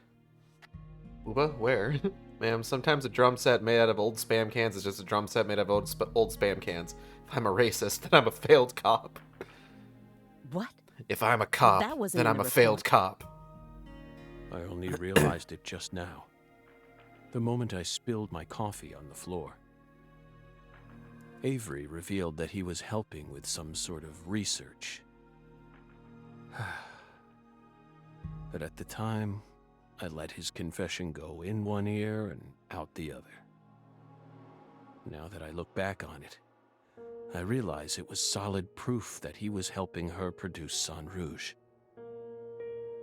What makes you think that? He had free access to the deepest parts of the cold storage warehouse. Oh. Wait. Meaning... Sang Rouge needs to be produced in an extremely cold environment. I feel like we didn't have any knowledge of that up to this point. Exactly. Aaliyah Davis. You already considered this possibility, didn't you? That's why you investigated the cold storage warehouse as soon as you got to Lucare. In order to locate where Sang Rouge was being made. Then, you came across Lisa's body by pure chance.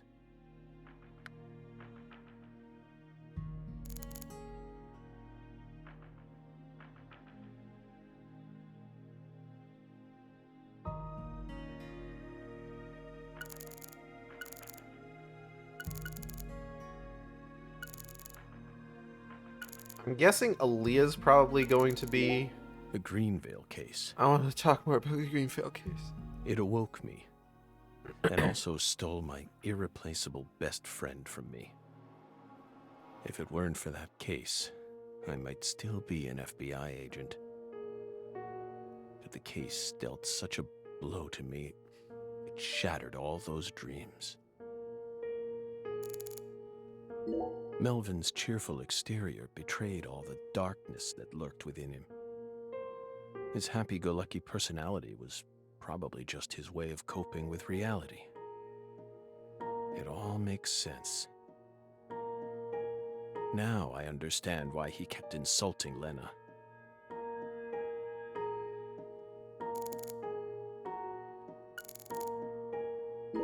Who do you think benefited most from the Greenvale case? No one benefited from it. Many lives were lost. That's all. You really believe that? Everyone who survived was overcome with sadness, scarred for life. Without exception? Without exception.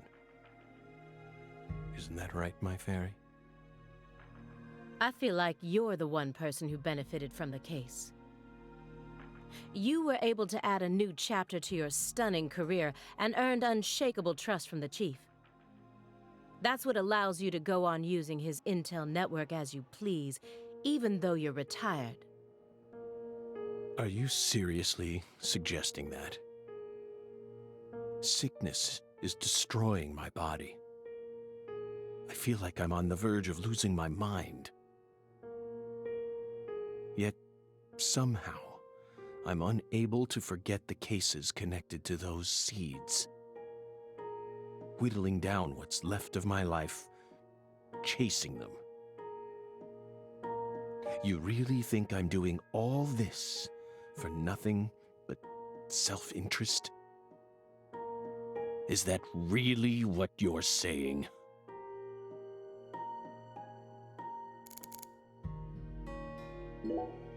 Melvin wasn't the Fool King. What? Many different characters pop up in Lena's journal, and I mistook one of them for someone else. What are you talking about? After Simon hit me and I fainted, I had a dream. Now I'm convinced. I'm the Fool King. The Fool King was always meant to be an outsider who suddenly arrived in Lucare. And the man she felt a need to eliminate wasn't me, but Avery. Well, that's the first time Morgan legit sounded mad while outside the incident with the doctor. Yeah, and I think part of that is because of the effect that the Greenvale case had on him, specifically on Zach, because the Greenvale case is when he lost York. Because of the effect that that particular case had on him, I think the implication that he benefited from that case is definitely the sort of thing that I feel like would genuinely set him off. Lena realized her plan was on the verge of falling apart. She also guessed that I would be able to save Patricia from Melvin. The one worry that remained in her heart was leaving Patricia behind, and how her life would play out from that point on. Especially since she would be left behind with Avery, a large, childlike man who's beyond anyone's control. She wrote that journal entry hoping that I, the Fool King, would be capable of stopping Avery. Well, I'm just a Fool King idiot. Thank you for coming. That'll be the best joke I have all stream. And she wrote it in a specific way in order to try and rouse me to action. Child Likeman? Yeah, my favorite character from Death Stranding. Okay, I lied. That's gonna be the best joke I have all stream. Lena and Melvin both entrusted me with their daughter. So please, just let me go. It's my duty to protect her. Aaliyah's smart. She's top class, even within the FBI. She must understand that what I'm saying makes sense. The problem is that she's too smart. The way she is now, she'll refuse to accept anything that can't be explained with logic. I understand what you're trying to say, but it's too perfect. It's too perfect, just like that report of yours. How could you come to such a detailed conclusion after spending years shut up in this room? It doesn't make sense. The only possible explanation is that you're bending the narrative in the direction you want it to go. Why do you think I left the field for 2 years after Greenvale? That case cost me not only my best friend, but also my special talent. I never thought I'd lose something like that.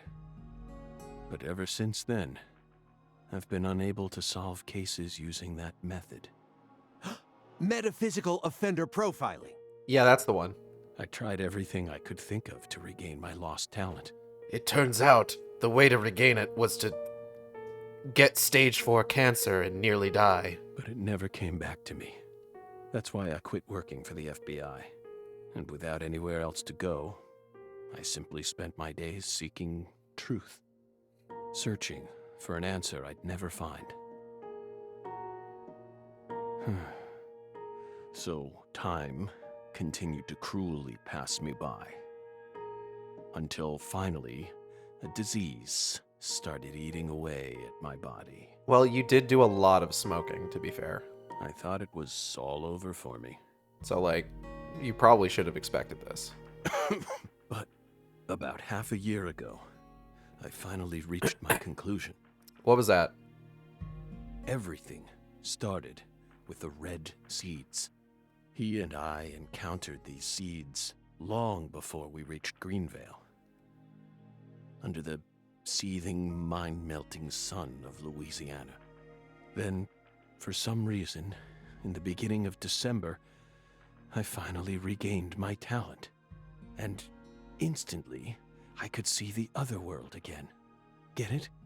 Through allowing the cancer cells to ravage my body, I regained the power to travel to the other side. I don't know if that's a particularly good trade-off. I'm gonna be honest with you. This is the only answer, Aaliyah Davis. Truth is a surprise, born from coincidence and an unknown power.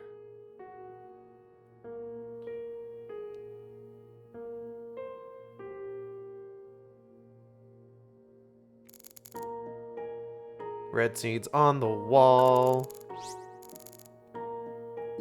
Her actions shocked me the most. Can travel to a different world. Get super cancer. How could a mother ever kill her own daughter? With an axe, it seems like. But I know the answer now. The red tree. The red tree can take control of everything.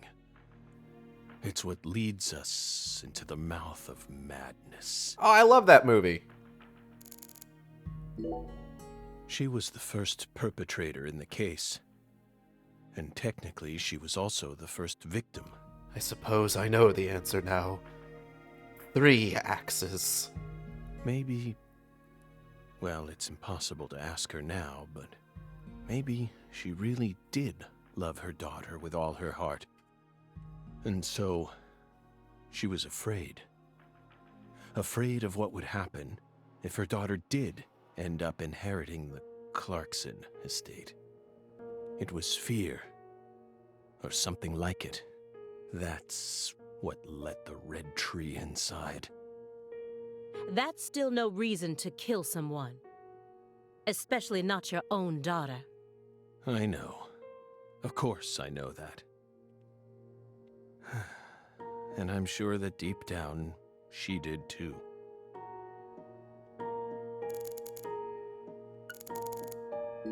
Melvin, neither York nor I were able to uncover the darkness within you. How did we miss it? We couldn't even save you. Are you and Candy finally happy now on the other side? He hid all that darkness inside him underneath bad movie pitches. Or are you still suffering, trapped by the bonds of the red tree?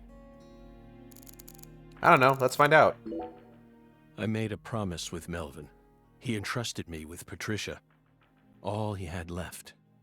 But immediately after you solved the case, you sent her to the Clarksons and left town. So you kind of fucked that up a little bit. Isn't that right? You let go of her a long time ago. So you have no right to step back into the picture now. That was the wrong thing to do. I was young. But now, I have the chance to right my wrong. You can't be serious. You can barely stand up. Hey, Aaliyah. I know, Agent Jones. I know I'm stepping over the line here. I just want to make it clear that we can't trust a word of what he says. So I want to take an opportunity to talk about how, as you may know, there are 2 versions of the original game. Well, there's multiple releases of the original game, but there's 2 primary versions of it. There is the original version for the Xbox 360 that was used as the basis for the port to Switch. And then there's the director's cut, which was the PS3 version of the game that was used as the basis of the PC port. Now, the reason that the Switch version, aka the most recent release of the game, uses the Xbox 360 version is, I believe, in part because the director's cut version that was released for the PC and the PS3 includes additional scenes of an older York speaking with his grandson before, at the end of the game, being met with an older Zack speaking with his grandson, relaying the events of the story, before at the end of the game being met with a vision of York, who says that, hey, we got a case in New Orleans. You want to check it out? And then disappearing from his home. Now, the reason that I think that the Switch version is based on the original Xbox 360 version is because the director's cut version doesn't gel with this game's story. Like, there's never any mention of the fact that, like, yeah, York doesn't have, like, a family. He doesn't have a grandson. He's clearly not living in some mansion or anything. And it's, of course, revealed in this game that the case in New Orleans took place before the case in Greenville, or the case in Louisiana, rather, took place before the case in Greenville. What came first? The seed or the fruit? Who cares? It's not... okay, well... To me, those red seeds are the beginning and the end of it all. Like, it's a minor detail, but it is something that I think is interesting, where it's just like, well, okay, which version is going to be the most true version of Deadly Premonition, the original release or the director's cut? And the answer, evidently, is the original release. Which is not usually how that works. 2 bizarre cases derailed your life. It must have been extremely painful. You have my deepest condolences, but that doesn't put you in the clear. You're still a suspect. A suspect? For what? Patricia isn't here. The murders of Sheriff Melvin Woods and Candy Woods. Their bodies were never recovered. Katrina carried them away, along with many other lives. Aside from that report you wrote, there's nothing that proves your innocence. Hey, let's not jump to conclusions here. Oh, I'm not.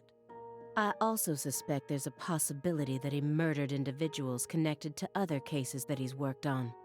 The Greenvale report bears the same inconsistencies as this one, and both cases are filled with victims whose deaths were never witnessed. Stop. Don't say another word. If you so much as mention her name.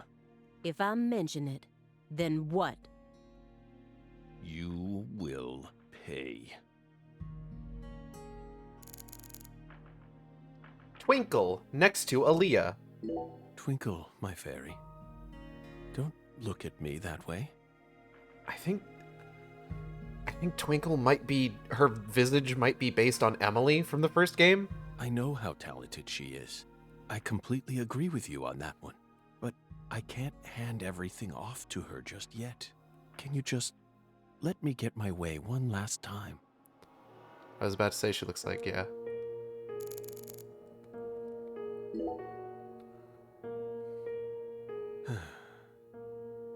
Belle.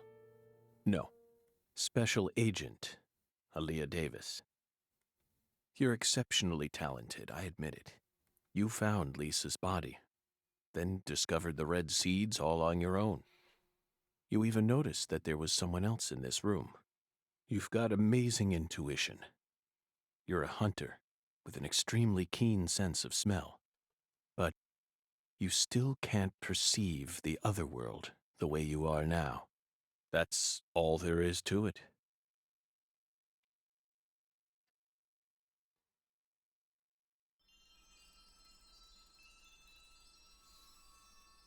Simon, look inside that trash can. Huh? The trash can? It's right behind you. Then you'll know for sure that I'm telling the truth.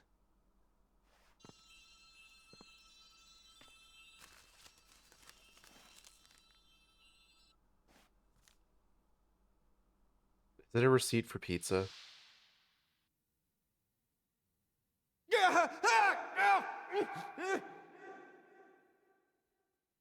We told you not to touch the sanctuary! What is this?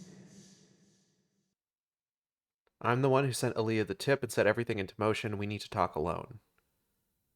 FK. Oh, shit.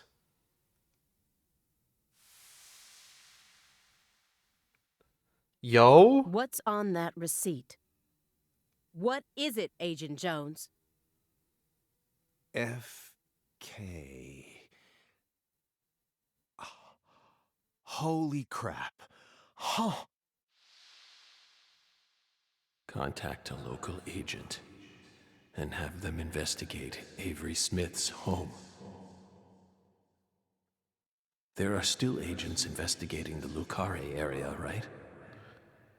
Oh, wait, was Zach using FK as an alias? Trust me, that's where Patricia Clarkson is. That seems like the sort of thing he'd do. Francis Corrigan. Trust you? Where's your proof? Ask Aaliyah Davis. Ask her about the name of the person who tipped her off. What do you mean? You're from Chicago, and you love pizza, right? Oh my god, is it a fucking pizza receipt? Especially deep dish pizza, smothered in cheese. I can't believe I forgot how important pizza is to the narrative of this game. What does this have to do with pizza? Just ask her. And ask her It's a why she circle. decided to take this case in the first place. Got it? Pizza will never betray you. So you need to trust it, too. Oh my god.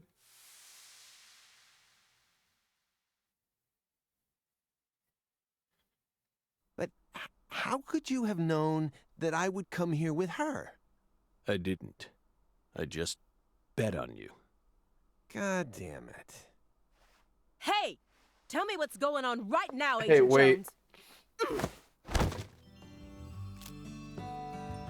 Thank you, my fairy. Car key, Simon. Let me go. Don't worry. Just trust in the pizza. I'm the anonymous tipper. FK.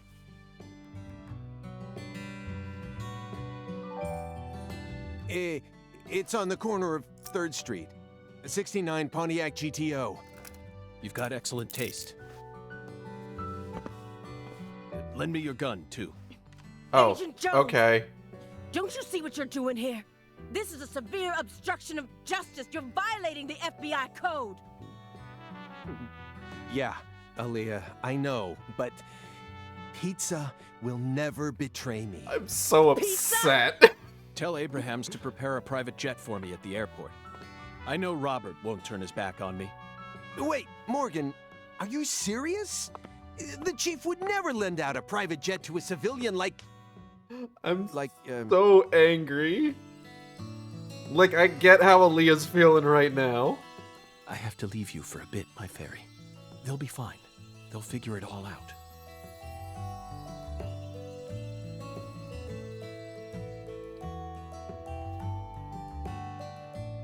Gage, I'm so fucking lost. I'm Aaliyah, she's me. York, can you hear me? Yeah, man, what's up? I'm going to go finish the job you started. Dope. That makes us even, okay? Yeah, right. York, she really is a genius agent. She's probably going to end up being an even better agent than we were. She just needs more experience under her belt. She's still only pursuing the world she can see with her naked eye. She needs to experience more frustration. She needs to strengthen herself.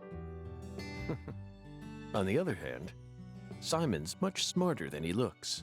No wonder he was able to go on watching us for 4.5 years.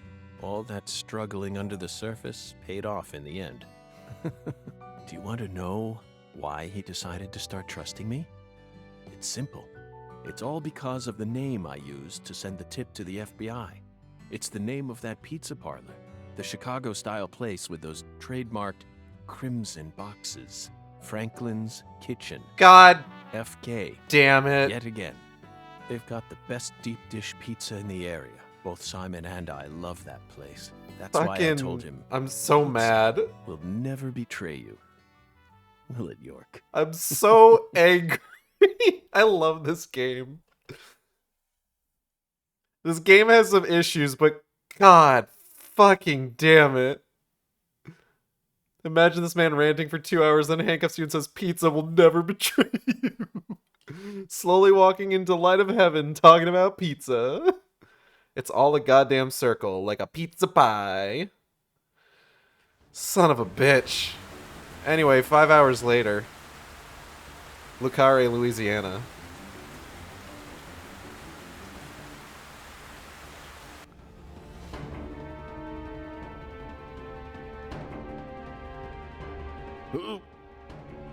Oof, my cancer. Ugh.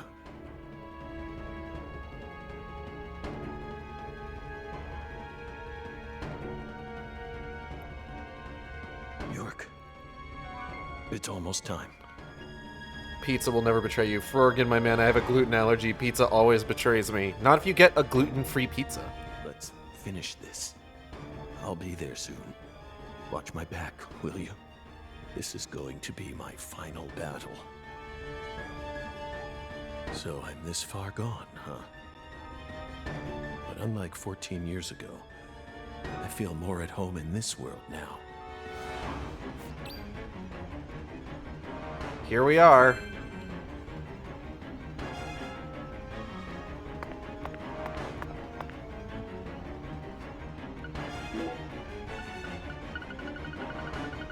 We've got our full inventory from before.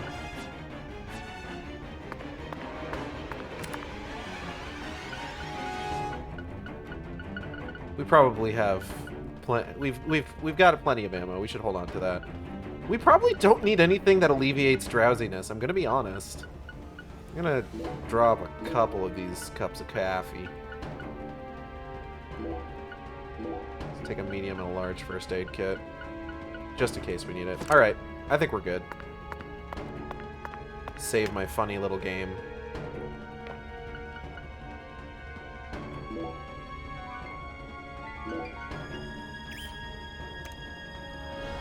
You think the final boss is the sexy lobster girl? No. You forget this is my second time playing through this. I know who the final boss is.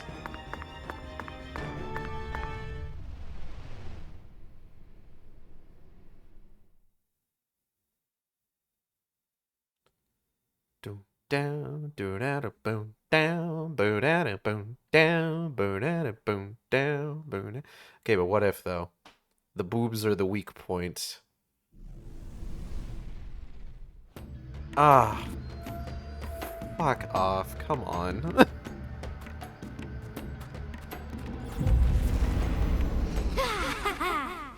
I don't think we've actually seen this model before. Curse. Void. Ow. Oh.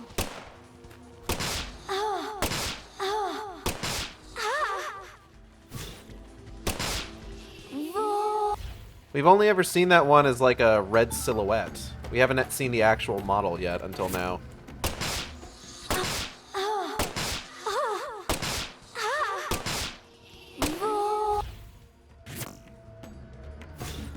Saw them attacking en masse when we were getting to the boathouse. Yeah, not the actual skin. Good news, it's even more uncomfortable. I don't know what you mean.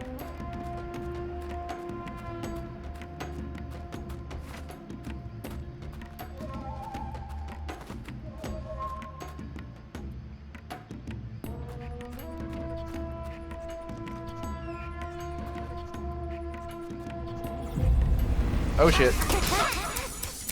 Ow, fuck. I'll show you.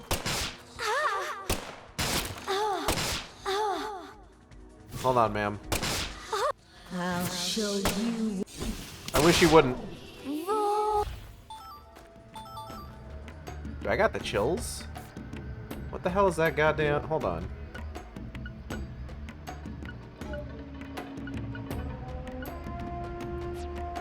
I think I have a cold?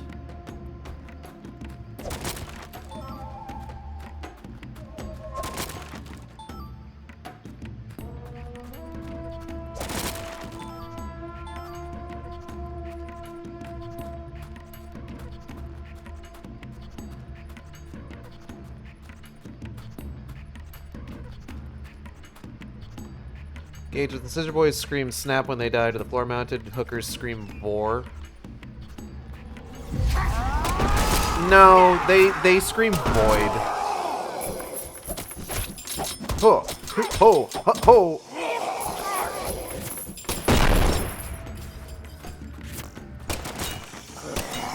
I do not wish to misrepresent the nature of a floor-mounted hooker. You aren't free anymore. Excuse me, sir. Hoo, ha, hoo.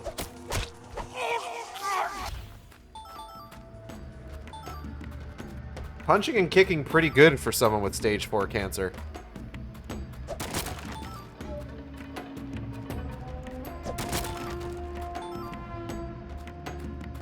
Anti-numb.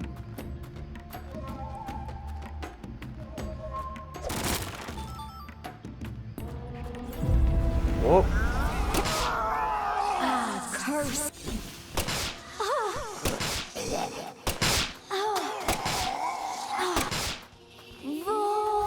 Ooh. Oh, hold up. Whoa.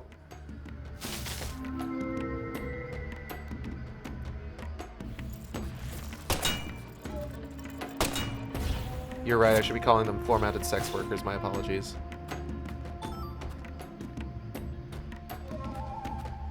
I understand. We're all learning and listening. Oh. Oh my god, I shot her in the ass and it did, like, bonus damage.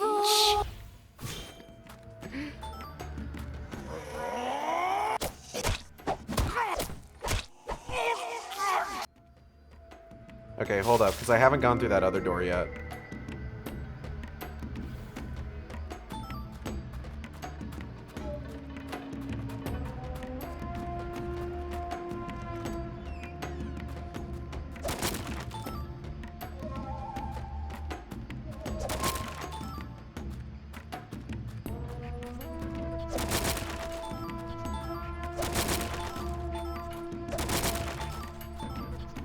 A lot of good stuff in here. Gage, that ass is padded. She's responsible. She uses protection.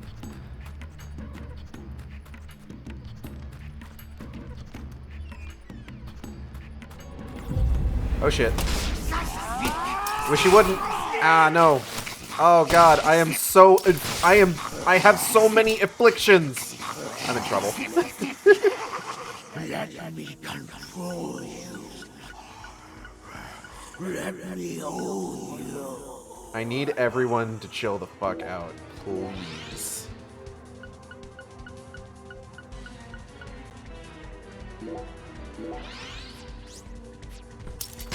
Ow. Fuck.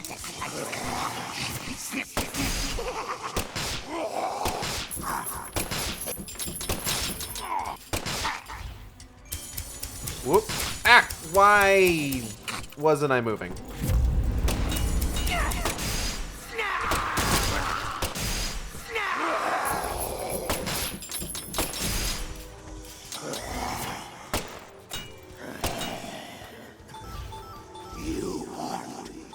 Excuse me, sir.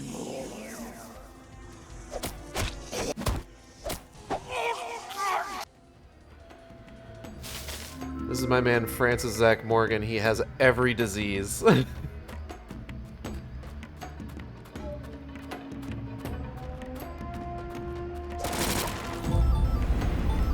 What just fucking... Oh! No, no. Hoo, ha, hoo.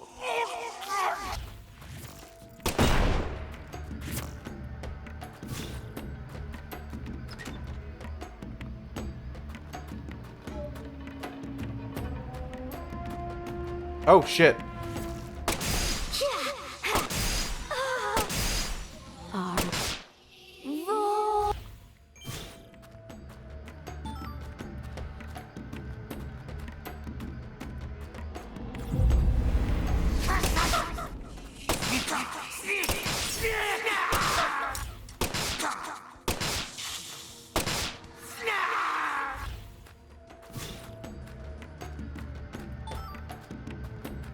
Woo!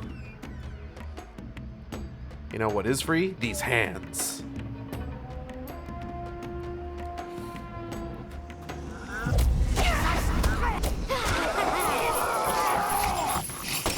I'm in trouble. I'm in a bad spot right now. Ow, fuck.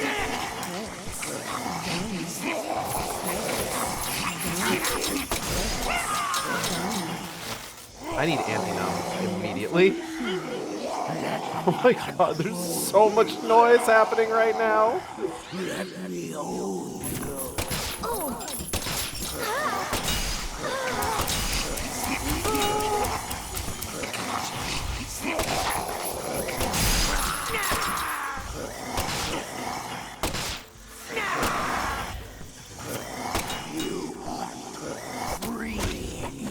Ooh, ha, ooh.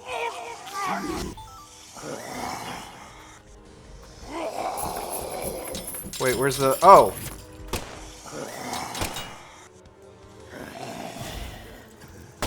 How did you get outside the room, sir? You're not supposed to be out there.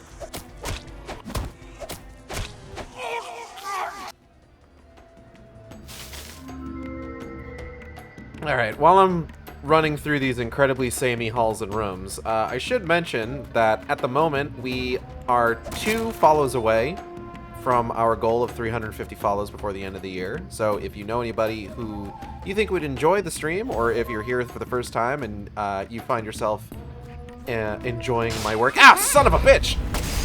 Or you just think that it's really funny that I just got fucking...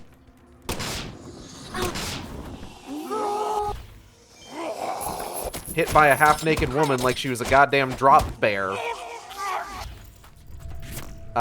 Please, I ask that you give me a follow. If we hit 350 followers before the start of the new year, I will be playing Silent Hill Homecoming from beginning to end on New Year's Day. Oh shit, only 2 follows? Yeah, we're at 348 right now, last I checked. Ought I to have put a follower goal at the top of the screen rather than a donation goal? Maybe. But like, you know. Sometimes I don't think these things through. Oh, Jesus. Okay. Is this a place where I'm under attack? Do I need to fight? Ought I to be fighting? There's a lot of meat. We got meat for days.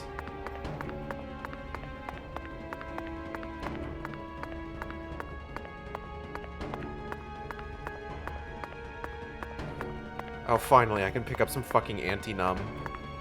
I don't even know what, like, the numb status effect actually does to me.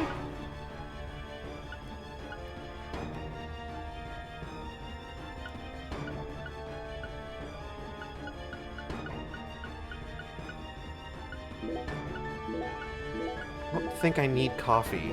I'm gonna be honest.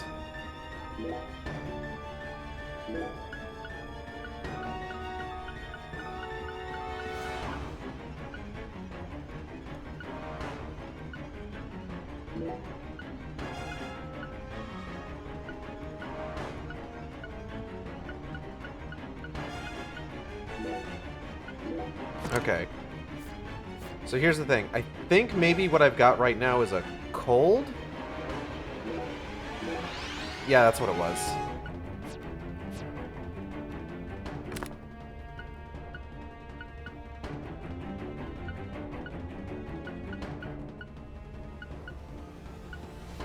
I'm gonna get rid of this fucking sunscreen. Also, probably the cigarettes. And the soda cans. I'm gonna take a couple more cold begons. Just in case. A couple small first aid kits. Maybe another medium, another large. Alright.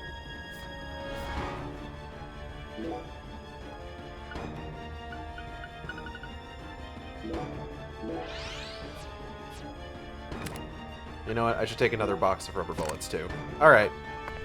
I think we're good. I think I can feel good about this.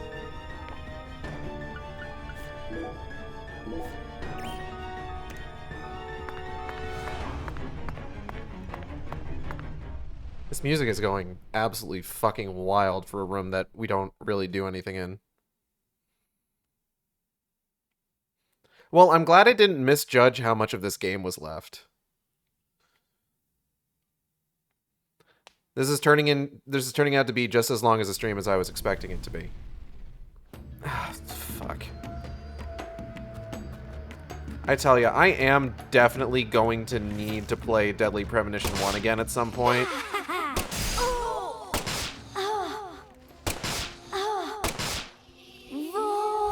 Because, like, I gotta show y'all what it looks like when the Otherworld sequences are actually interesting. Because this is killing me here.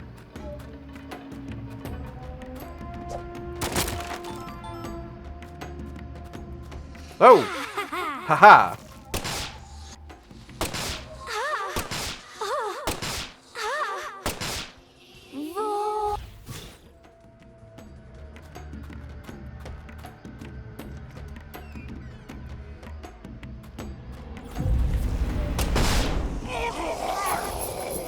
Nope, nope, nope.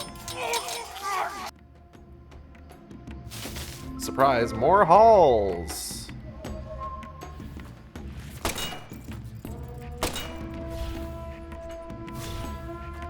Because, like, I've talked about it on previous streams, in Deadly Premonition 1, like, Otherworld sequences were, like,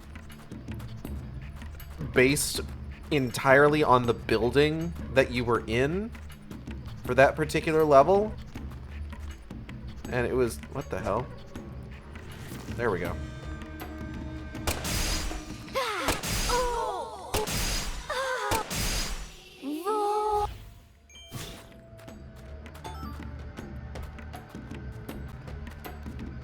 And like I said, it's actually, like, super interesting. Ow, fuck.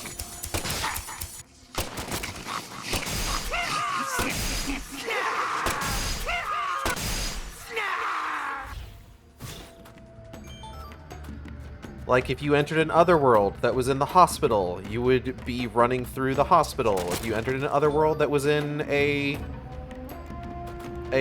what's it called? Like a logging place. A lumber mill. That's it. Maybe I should just be punching people. What the hell?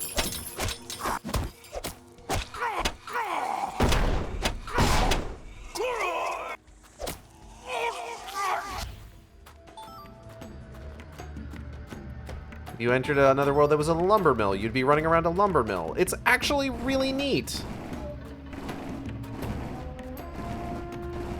And, like, I do genuinely like a lot of things in this game, but the other worlds are not one of them. And it's kind of unfortunate.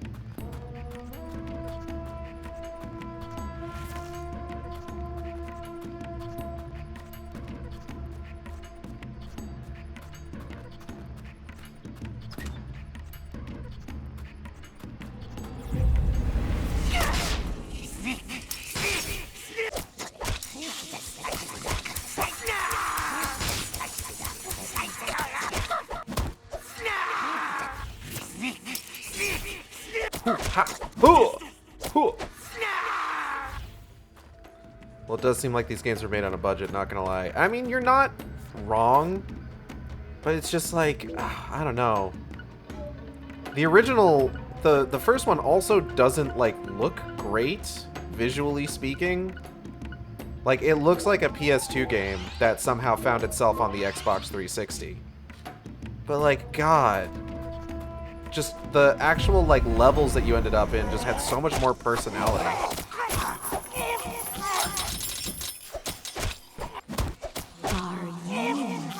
Whoa. Do you...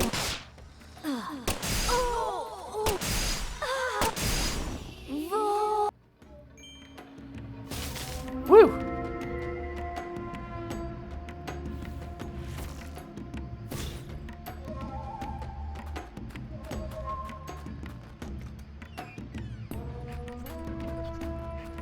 Ah, son of a bitch.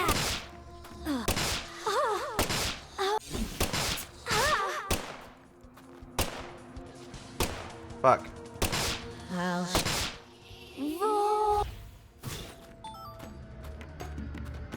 I got some cold B gone from that. That's pretty good. Health is stored in the ass.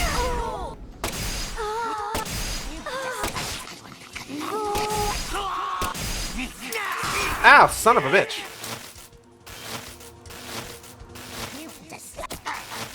Oh, you know what? Fucking goddamn anti-gnome.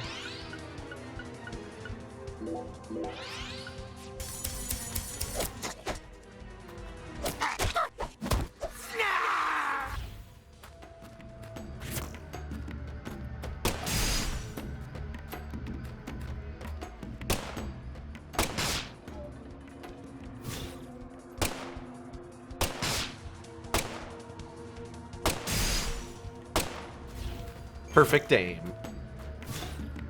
Morgan, stop twerking on them. They're killing you.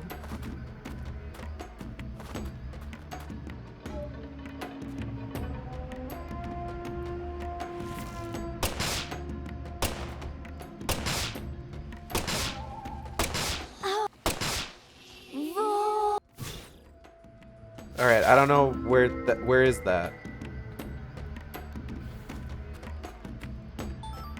Is that this over here? Yeah, I think so. So what's in this direction? Ah, son of a bitch.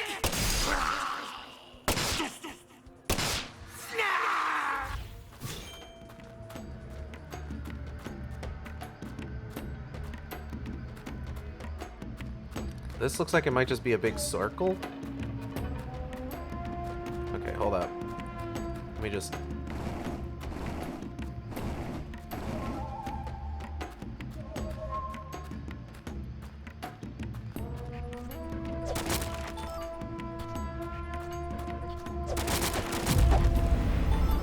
Something just fucking spawned in behind me.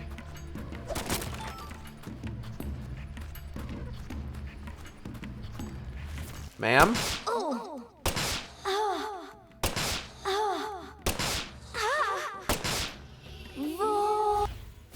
Got her.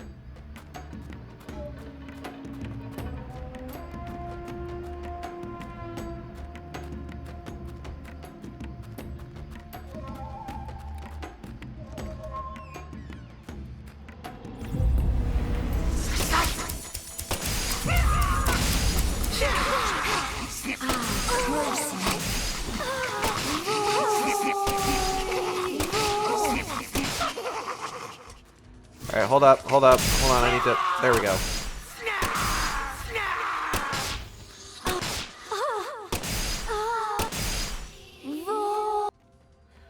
Whew. They're really fucking putting me in situations.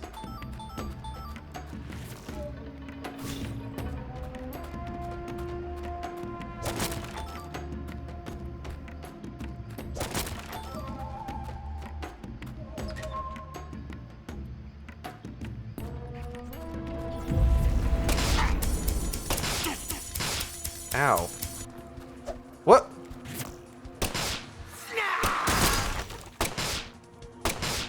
Imagine being in a situation. Couldn't be me. I am put into situations every day of my life, and I wish they would stop.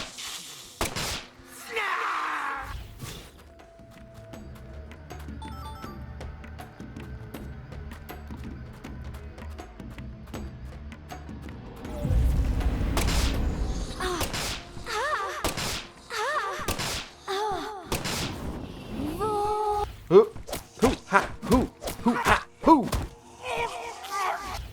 Owned.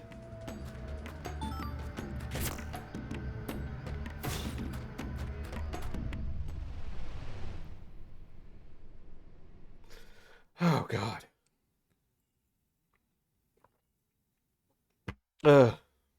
How much further to the final boss? I'm begging you.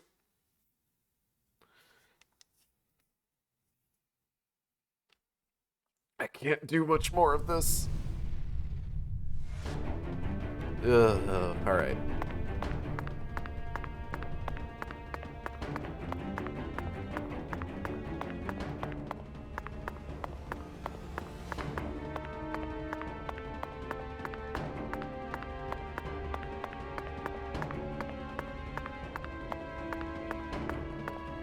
This looks different. Are we getting final bossy?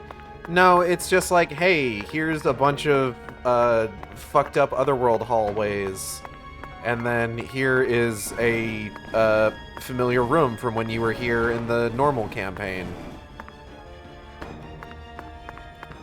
And they use these as like little kind of like safe areas where like you can restock on items, save your game and everything.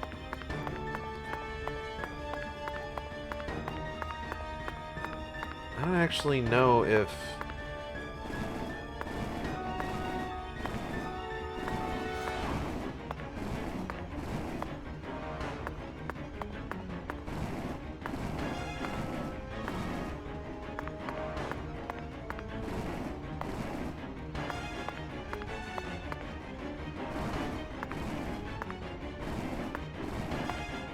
I don't think there's anything over here, I'm gonna be honest. Oh.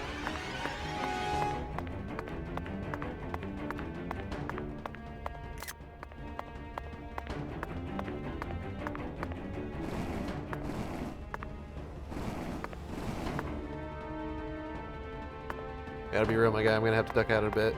Look at this Dead Space ass. Look at this Dead Space moving block puzzle. We're just gonna go. We're just gonna fucking go. I need to get out of here. I gotta leave.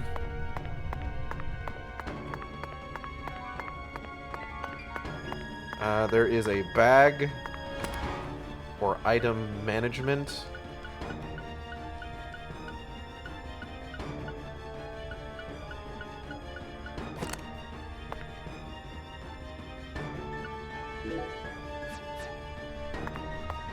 Elevator.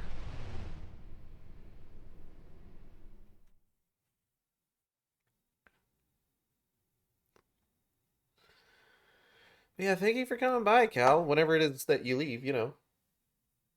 Appreciate it. I gotta stretch. Oh, God. Oh, son of a bitch. Alright. Fuck.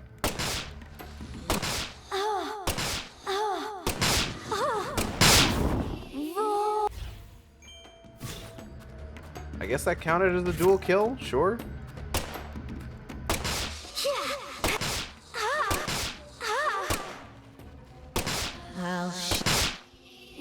I don't want you to.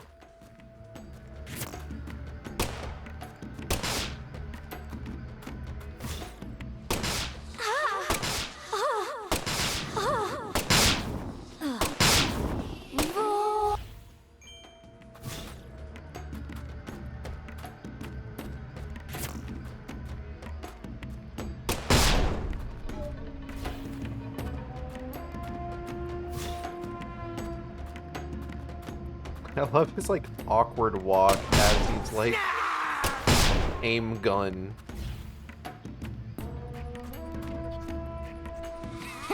Whoa, shit. I gotta get out of here. Ow, shit! Oh, no! He numbed me.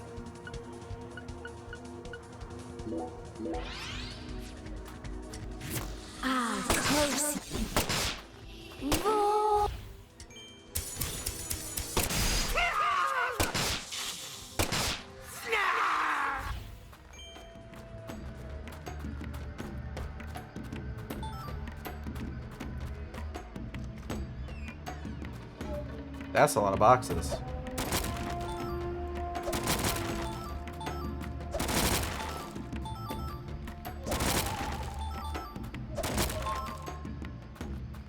Alright. Cool, cool. Cool, cool, awesome, cool.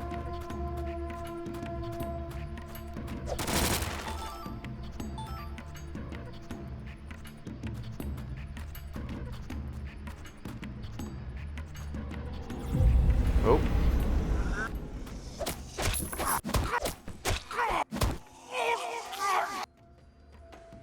So that's clearly the way that we have to go.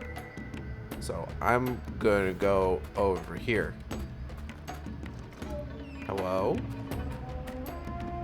Bad guy? Oh, bad guys. I'll show you. Oh, shit. Oh, no. I have a cold now.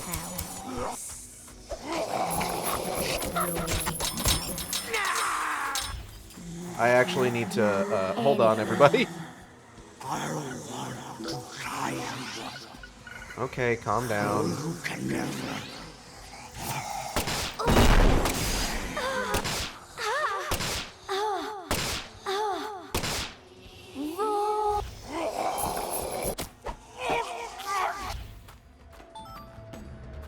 Well, that could have gone worse.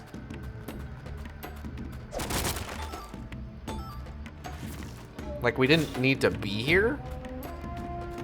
So it was just kind of a useless distraction.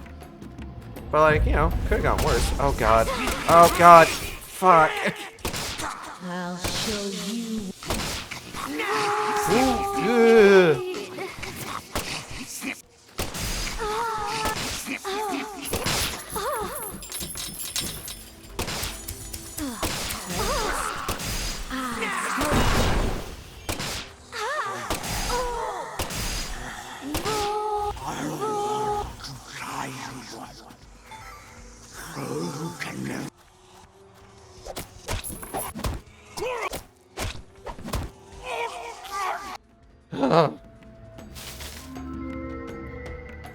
It's unfortunate that there's just not really a whole, like, I feel like I've talked about this before too. It's just like part of like the bad part of like having these like really samey environments for the otherworld sequences. Just there's not really a whole lot of interesting stuff to talk about.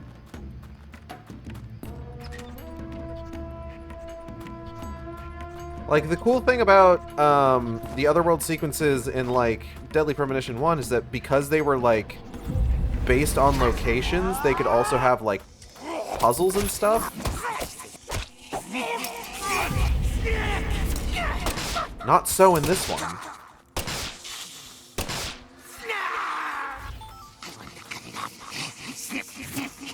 Oh, that guy's freaking out a little bit.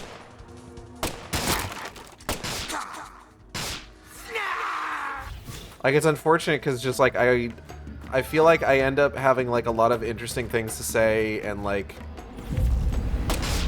good reactions to a lot of stuff in the other world.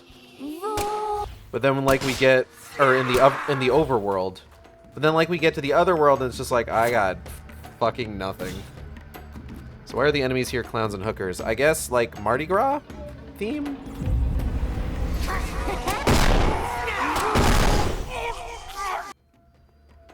You know, because it takes place in Louisiana?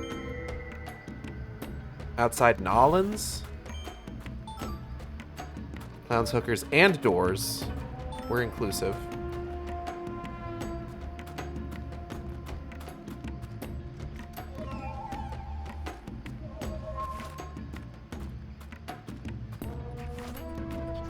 No, I want to leave. I don't want to deal with this anymore. I want to do the final boss. I want something interesting to happen. Please, I'm begging you.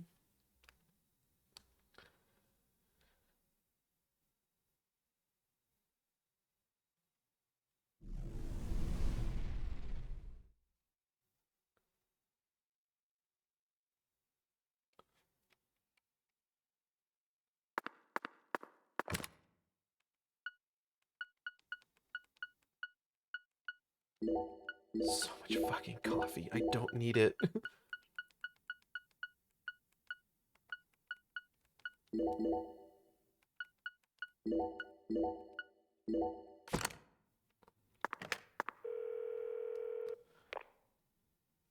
You mean pizza has betrayed us? Oh wait, there's no music. That's a good sign. That actually might genuinely be a good sign. Here we go.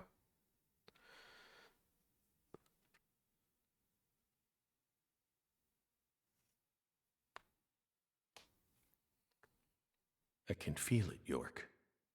There's something in this room. What do you say we gather up some puzzle pieces for old time's sake? I would genuinely love that.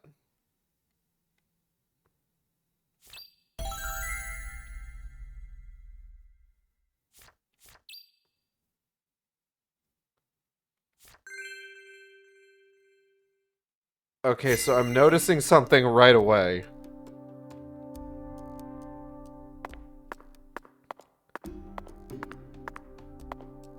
This man's,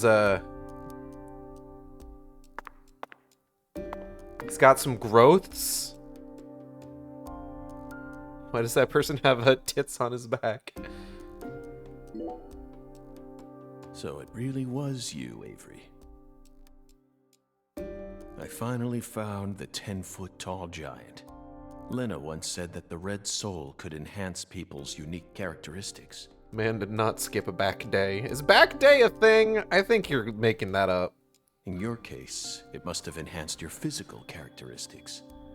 Personally, though, I don't think enhance is the right word here.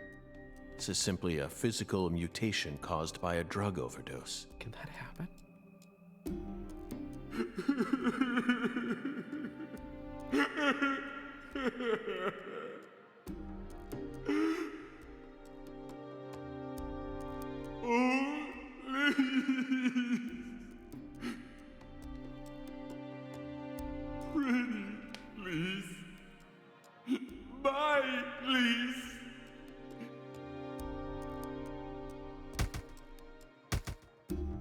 Why? Why did you die? Please. Please.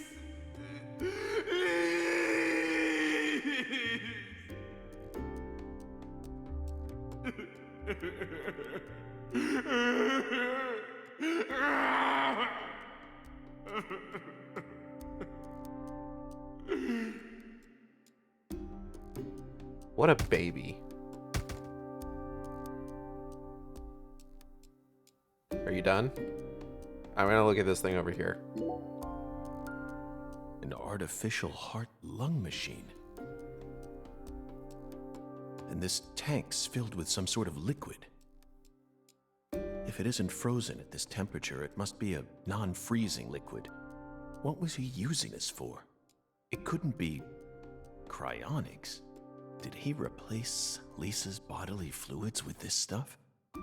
That's absolutely insane.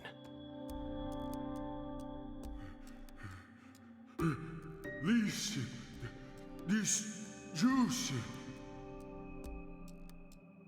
It came from that powder. Yup.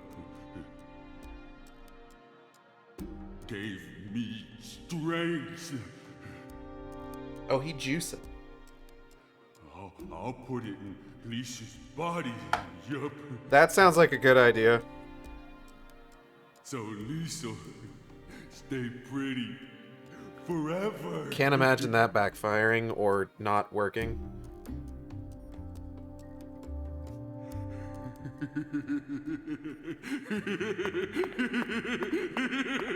got it. Hey everybody, it's me, Francis Zach Morgan. I'll make Lisa pretty. Yup. I'll spread her out all neat and protect her.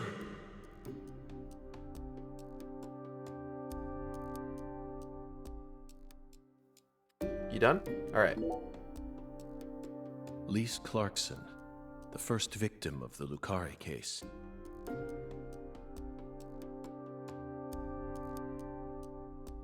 I never thought she'd remain trapped in ice for 14 whole years. Hey, York. Why didn't we work harder to find her? I don't know, man. We had a lot going on at that time, okay? I regret it from the bottom of my heart now. We were dealing with some shit. Lisa, so pretty. Mitty, no. I'll protect you forever. Yup. We can't even give this man any lumps. He's already got too much. Lisa smiled. She's smiling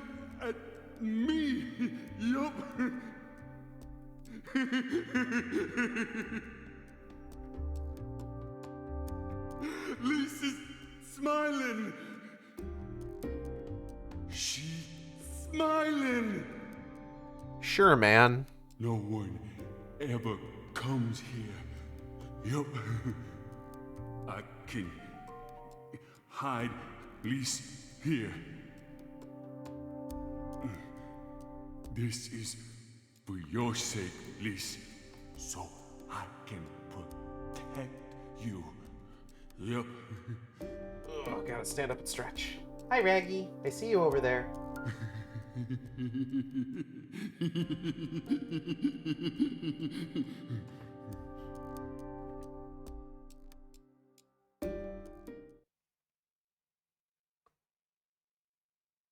Fucked up if true.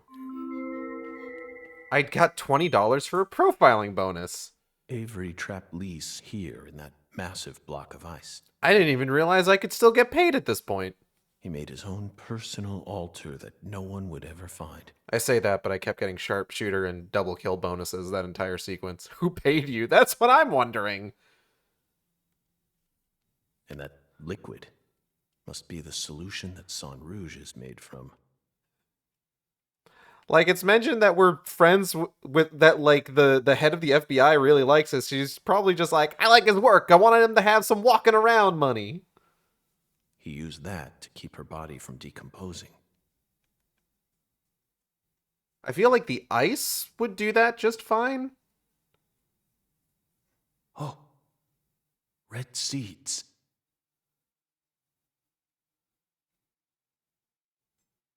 Like, wasn't that the whole thing in, like, Murder on the Orient Express, where it's just like, oh yeah, when they killed him, they left the window open so that it would be harder to identify the exact time of death.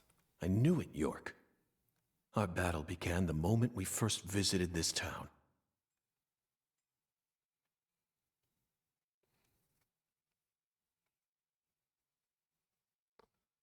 A trail of seeds. Somebody spilled their seed all over this place.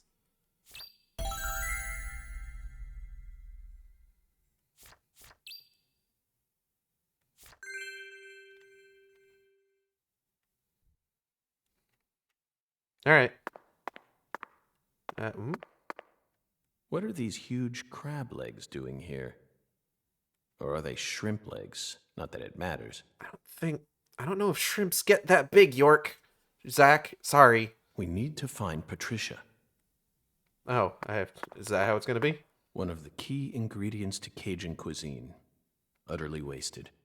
I should have taken a couple of boxes home with me when I first came here. I'm glad we're having all this discussion now. Tell me about the hung alligators, York. This is beyond freezer burn. The meat's all shriveled up. Forgotten gator bones. All the way down here, Katrina still found a way to make her mark. You should have taken the big titty lobster girl with you. It's true. A giant bathtub? No. This is a container for unloading crawfish. He must have used this to freeze Lisa's body in ice. Wait, do you think she survived Katrina? The big titty lobster? God, I hope Why so. didn't I figure this out sooner?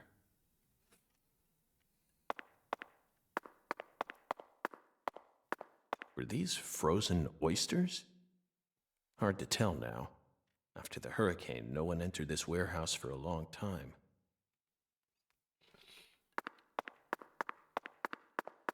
The Holy Trinity paste. Somehow this lone box is completely Hey, be undamaged. Is there divine power at play here? Somehow I doubt it. I've had enough of those fairy tales. York, you've literally had a fairy flying around you for... Zach, fuck! The seeds lead this way. This is where the final secret is hidden. Yeah, I know, York. Aaliyah and Simon would never be able to reach the other world through their mundane investigation. That's why we need to close this case. Sure.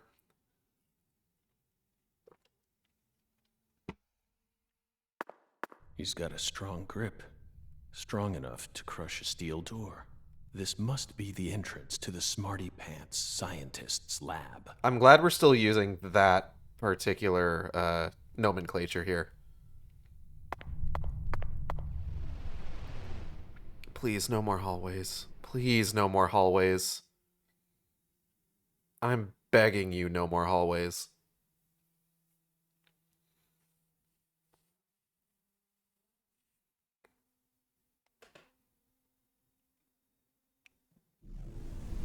I beseech thee. Fucking god damn it.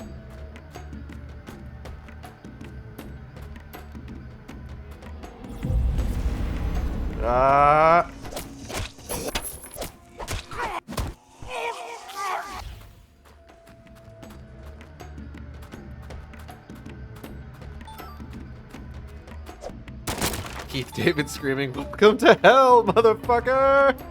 Even more hallways. No! I never asked for this!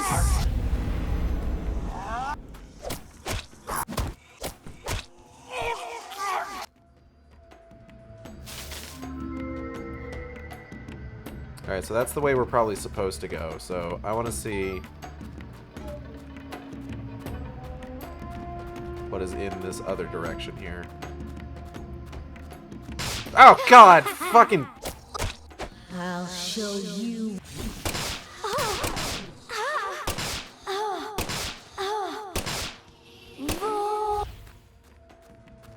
Well, damn. Fucking drop bear ass.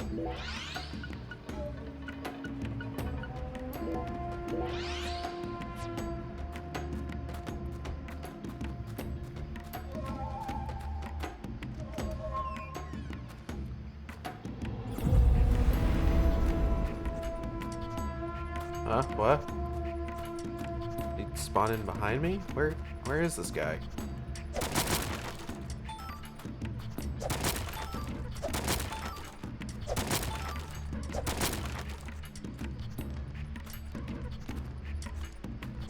I guess he must have spawned in behind me, because there's no one in here. Some empty boxes, that's a little weird.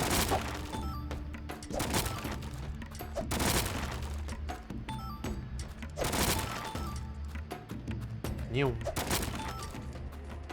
Oh yeah, there he is.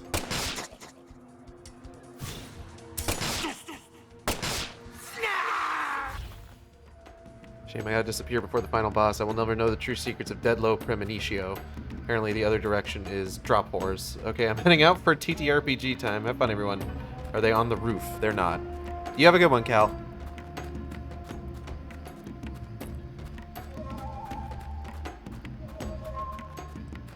You know what I've been looking into? I need to get a bookcase for books.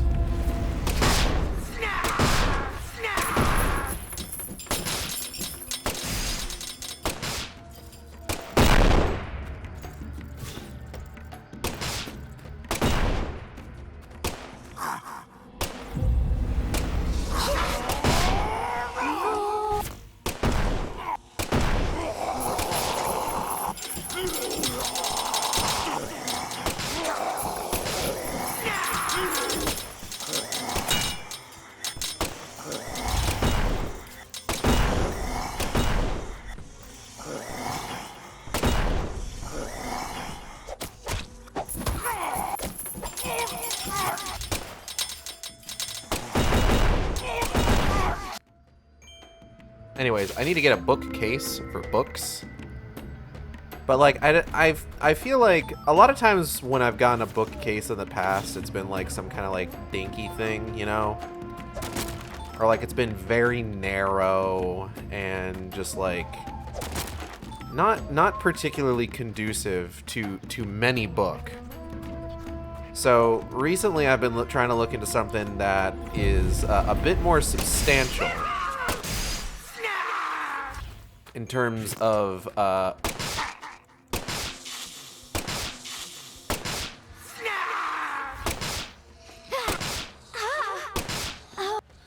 show you. in terms of book storage.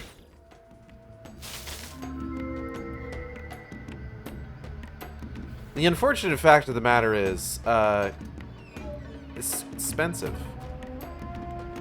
It costs a lot, you know? Like the one that I found that I think would work best for me.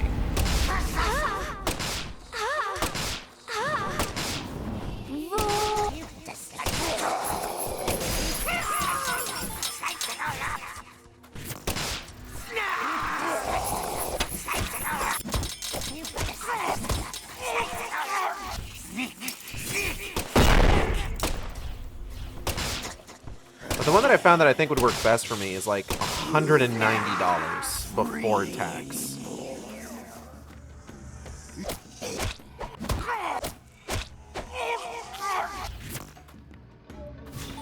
But like, it's got a bunch of shelves. It's like 4 feet wide, and I think it would work out the best for me. And like, the part of the reason that I'm thinking about this now is because I mentioned before I got the first volume of that's helpful. I got the first volume of the deluxe edition of Berserk for Christmas, and like I read it, I'm just like, oh, this is really good. This is a really good.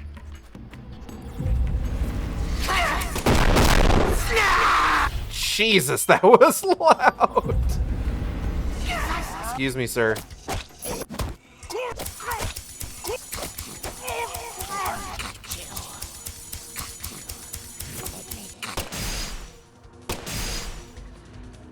It is a really good way to read that story, just like between like the size of the book and the quality of it and everything. And I want to get more of them. But like I am already like pretty hard up on like shelf space.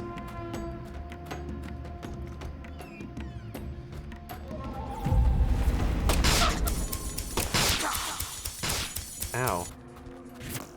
What? Huh? What?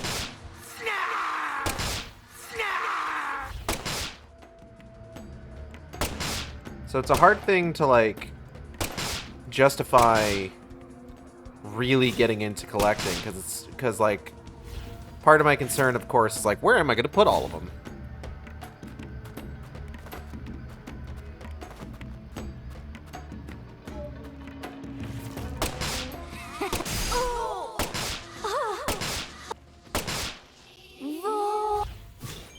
So if you want to help me out with getting a bookcase, please consider donating to the Shark Stream. Oh, it spawned on the other side of the door. Hello, sir. Ow, fuck. Dick.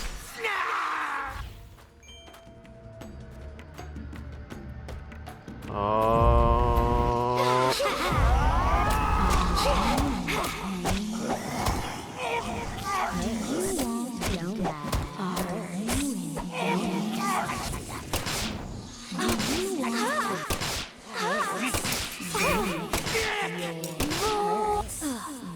Hold up.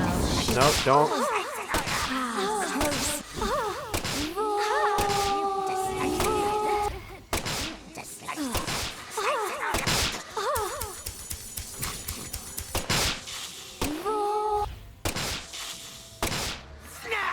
I did it.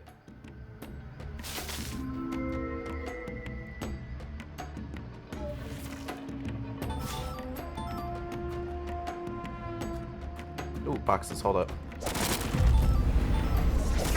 Did something else just spawn in? Man, where y'all been? I've already finished the encounter. Go away. How did you even get over here? Fuck off. I think you're so fucking fancy. Phasing through solid objects. Out of my face. Oh, for fuck's sake. Ugh.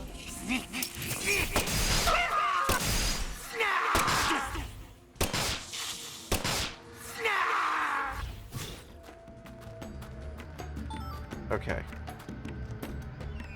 Oh god, more fucking hallways. Oh my god, there's the end of it. Boss, boss, boss, boss, boss, boss, boss, boss, boss. Oh. Oh, oh. Oh, we're big boss time right now. Okay. Like legit boss right now. Okay, cool, cool, cool. I appreciate a room that's just like, yo, you may want to, like, stock up here real quick.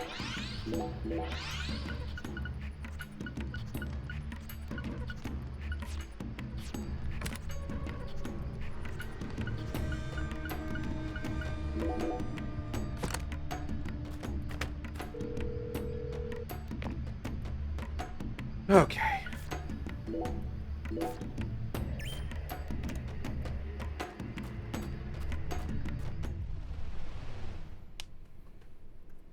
Cracks my knuckles. Let's do this. Scrape your knuckles, grab some tails. I don't know what any of that means, but they had it on the box cover for the Sonic the Hedgehog OVA. I should rewatch that sometime.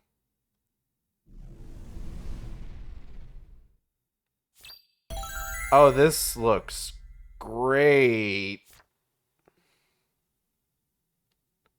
Oh yeah, there he is.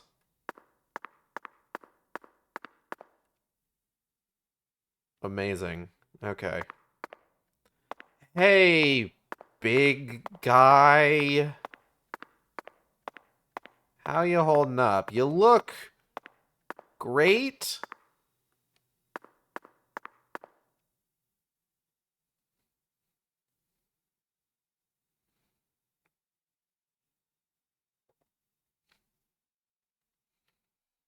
Avery Smith. After all this time, I found my way back to you.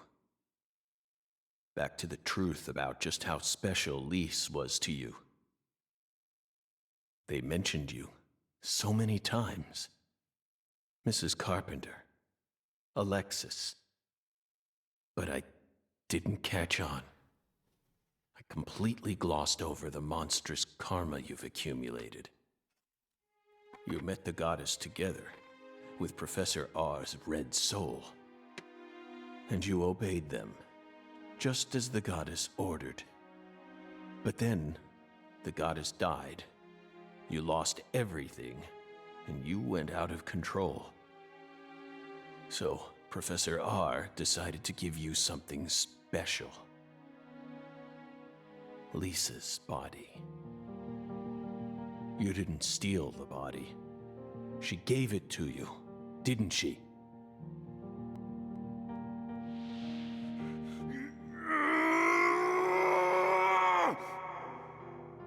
They stole Lise, my goddess.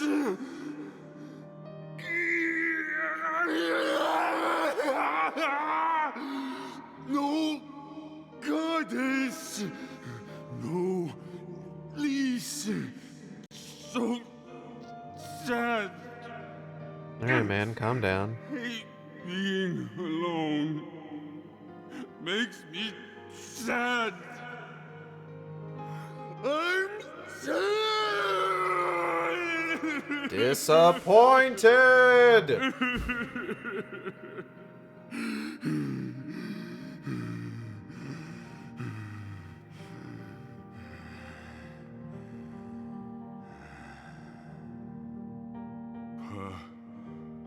Patricia.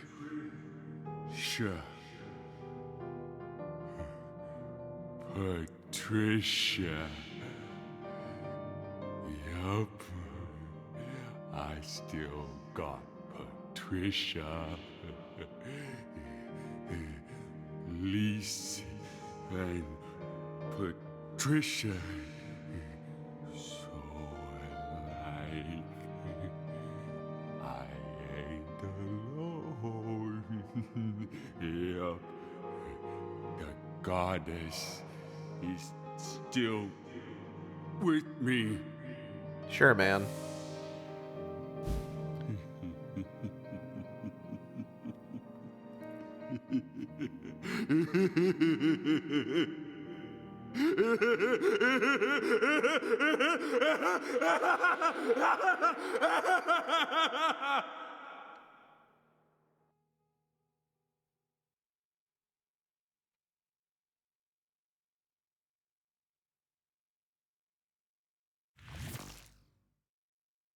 Where's Patricia?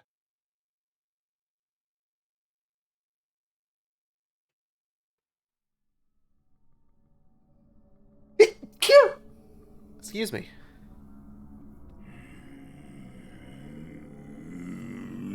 Zach, I don't know if he's going to tell us. It's not too late for you, Avery. Turn yourself in.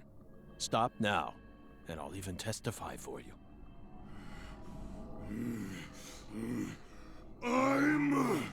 That's right. It's not your fault. Not my fault! Yes. You were just being used. I was used? No! No one used me! I'm the Guardian!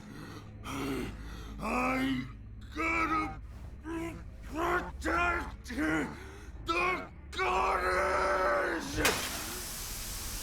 That's probably bad. She's mine!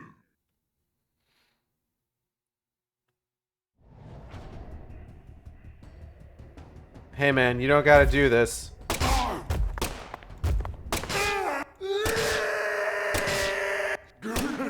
Oop. Ah, shit. I'm gonna crush Woo. your bones! Now you die, meanie! Ha! Hoo! Ha! I'm hurt. You're weak! I got it least, but you're skinny! Now you die, meanie!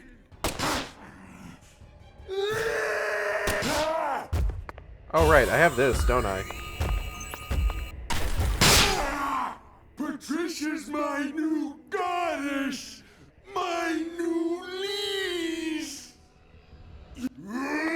Whoop. Oh, shit. Oh, fuck. I got it least, but you...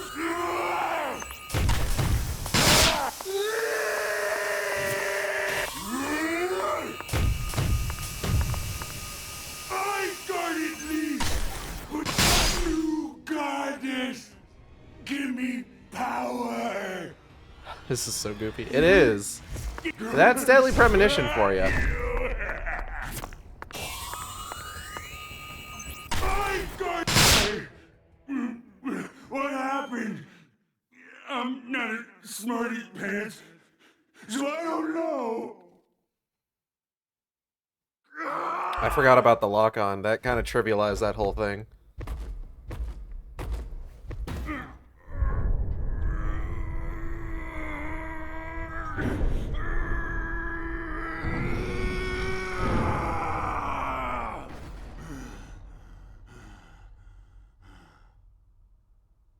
Patricia.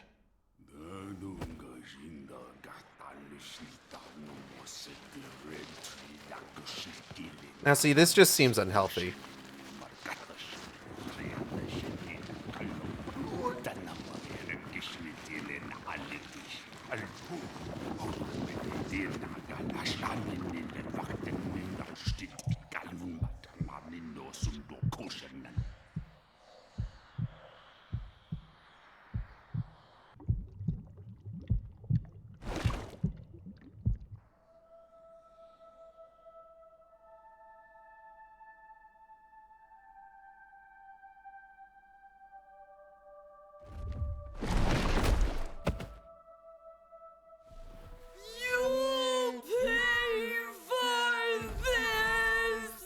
Avery. So that's your new altar. Sorry, but that religion won't last much longer. Patricia's coming with me. Wait, did he just turn into a large boy? Oh, he just turned into a large boy.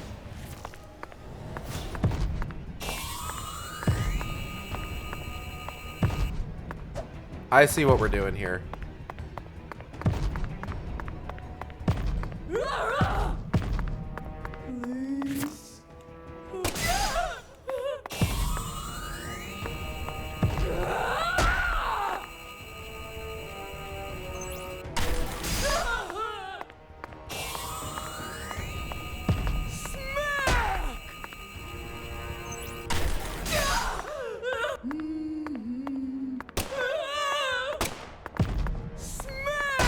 Ow.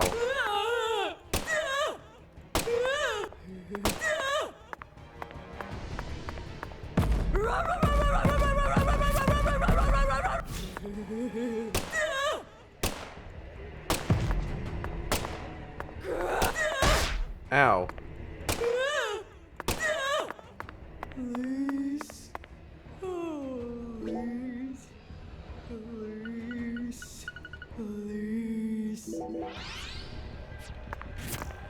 My guy, you're making this so much weirder than it needs to be.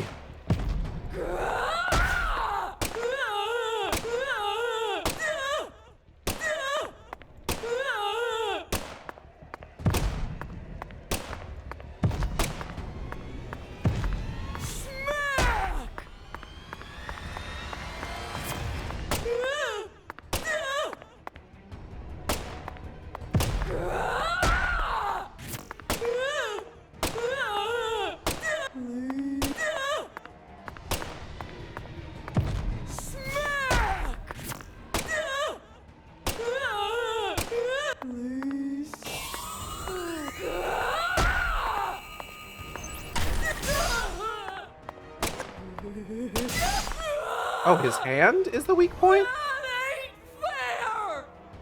Is that what it is? No? Not his hand. Oh, shit.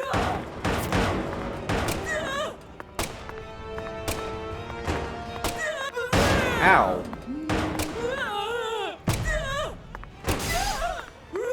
I don't understand what the weak point is here. It seems like it's supposed to be the Discman.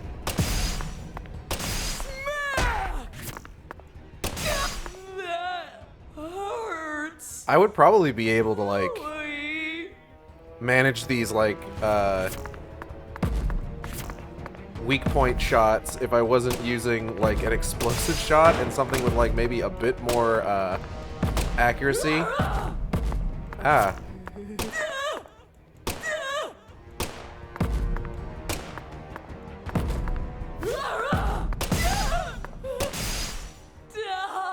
I did it. Disaster aversion bonus? I don't want to die.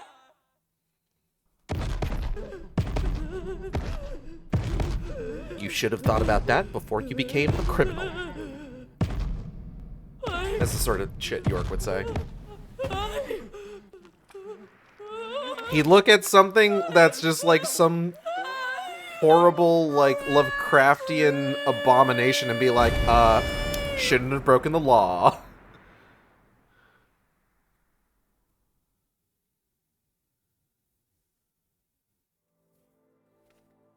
Do not like that name. Alright, anyways, we did it. We defeated Avery. So that means the game's over. We won. We rescued Patricia. Congratulations, everybody. We did it. We solved the case.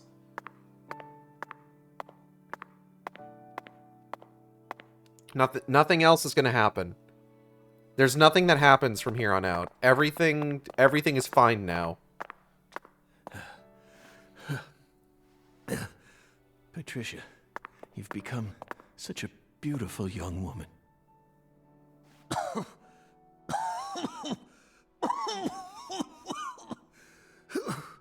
Oh,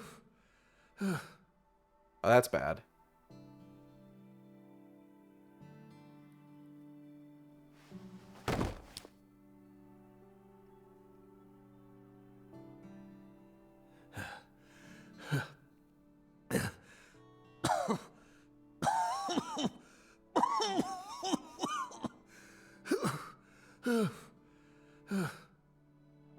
Why are you here? Oh. I didn't ask you to come here. What do you think you're doing? I'm... Trying to act like some big hero? No. You never change. Always butting into people's problems. You wouldn't even let me die back then! What? Do you know how much pain I had to suffer because of you? Thanks to you, I had to live out 14 more years in hell. But... Who do you think you are anyway? You should have just let me die! I could never do that. I could never just stand there and let you die. Never. Never. Well, you should have. But... You should have just let me die! Just like you did with all the others. You let them all die! Stop. Stop it. No, I won't. You built up such a towering mountain of corpses. No! Yes, you did! You're possessed by death! No. I'm not. I Oh did yeah, it for that the does. I sake of did just get justice. reminded that Patricia's voice actress is Operator 60. Her die? For the sake of justice? Don't Oh, say it. don't bring that Please. one up. Whatever you do, just don't say her name. Emily Wyatt. No! Emily Wyatt. Oh, damn it. Damn it. Damn it. I couldn't protect her. Yet I survived. I lived on to accomplish nothing. Damn it, York. Please. Just take me. Take me to the other side.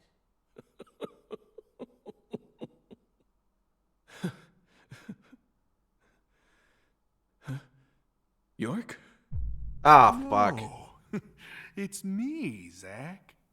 Kaysen. Oh, don't give me that look, Zach. I'm awful sorry I'm not York. But I can still save you. I could even take you over to the other side, if that's what you really want. Come on, give me your hand, old buddy. I'll lead you to where you need to go. Just like a lighthouse that guides ships through the dark, abyssal night.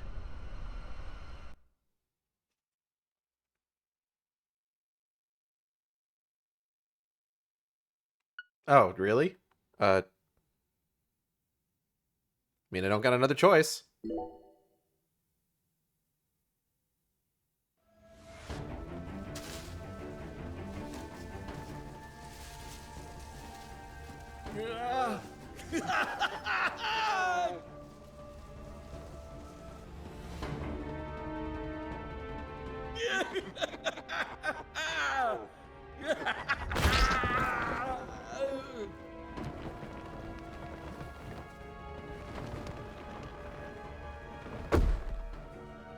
Damn, alright. Okay, that's pretty sick, actually.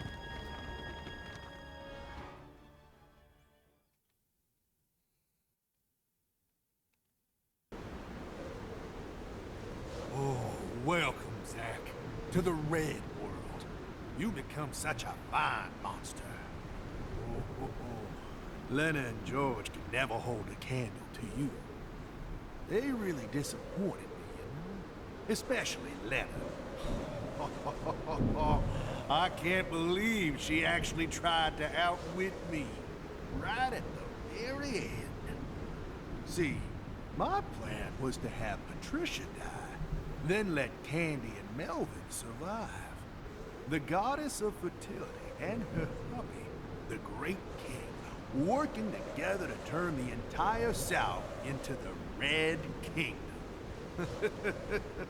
Yet right at the last minute, who appeared but York? That little rat. He saved Patricia. Then both the goddess of fertility and the Great King died. That pathetic little journal she left behind made all my hard work go to waste. But Zach, I see now that you are well worth all the years of hard work I put into you. The results are truly marvelous. Like the finest bourbon, matured after long years of patience. By the way,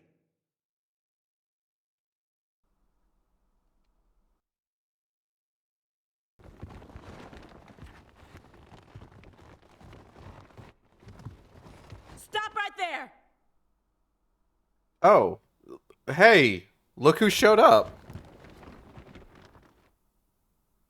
Can she see all this? Or... Is that you, Morgan? I guess so.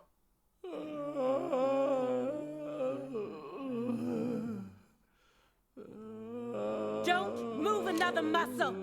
Francis Zach Morgan, your story, your reasoning, I accept most of it. So just put your hands down and give it up. I'll It took take it from here. me turning into a giant tree monster for you to accept most of the story? oh. Hey. She ain't half bad. She can't see this world, but she still managed to find her way here using nothing but her nose. She's like a genius pianist who can play Chopin without looking at any sheet music. She's got potential. Isn't that right, Zach? Ooh, I just got a nugget of an idea. I know the perfect way to use her. Oh, don't do that.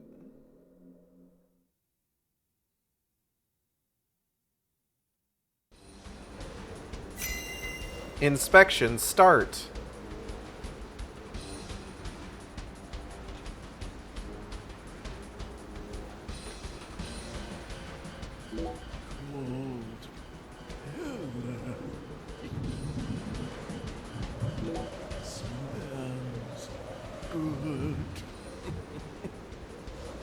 Smells so good.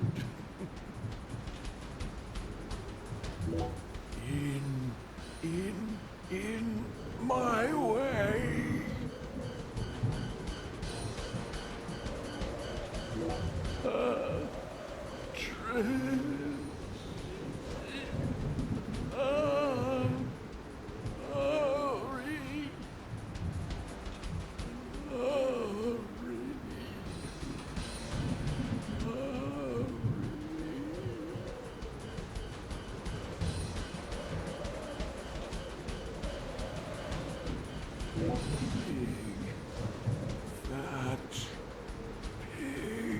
That's not very nice. Pig.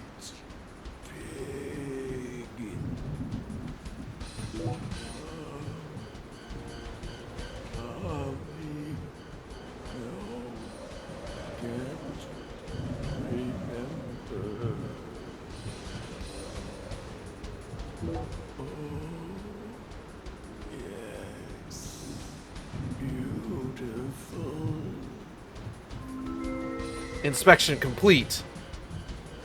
I did it.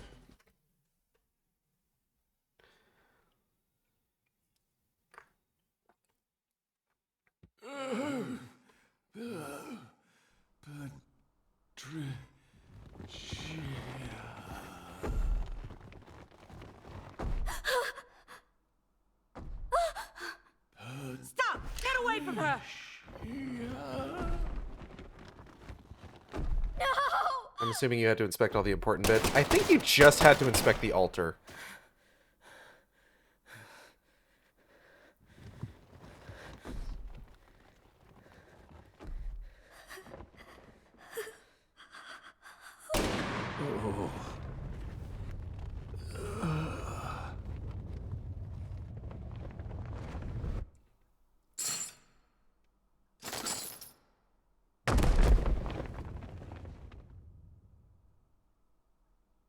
You're Zach? Special Agent Zach?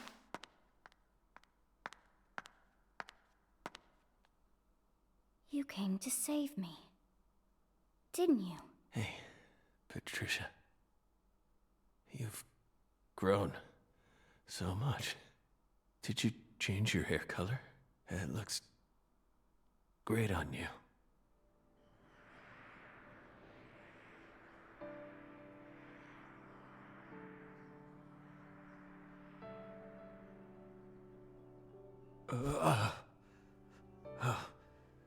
Good. Good. Looks like I made it. Zach, Trisha. I don't have much time left. I'm just glad Oh, thank God, he's wearing to pants still. see how much you've grown before it all ends. what are you saying? Don't be stupid. Don't worry. When I die, so will this tragedy. I always knew it would. He and I are two sides of the same coin. We've always been one in the same. If I disappear, so will he. You don't need to worry. Patricia, you can be happy now. No, you're not allowed to do that. The contract's still in effect. Here, look at this. Was this all a big lie? I promised to protect you from all the evil in our world. You need to uphold the contract. Zach, you saved my life. You're the only reason I'm alive right now. That one time when I wouldn't stop crying, remember what you said? Our world is filled with pain. Evil, violence, betrayal, jealousy, lies. Unseen despair is always waiting for a chance to paralyze us. Sometimes you might feel like you'd be better off dead. But you can't give up. Never forget, your life is your own. Those words freed me from the chains of my destiny. If it weren't for you, I would have died a long time ago. Please, Zach, I still need this contract. Please keep protecting me.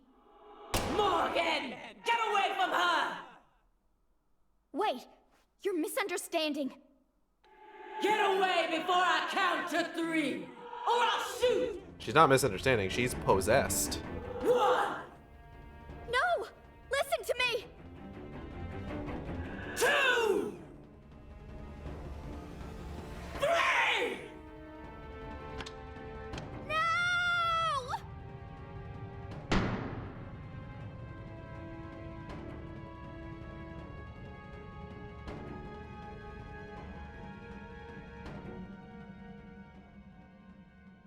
Patricia! Yeah, that's sweet and all, but I'm literally Deadpool and just swimming in cancer.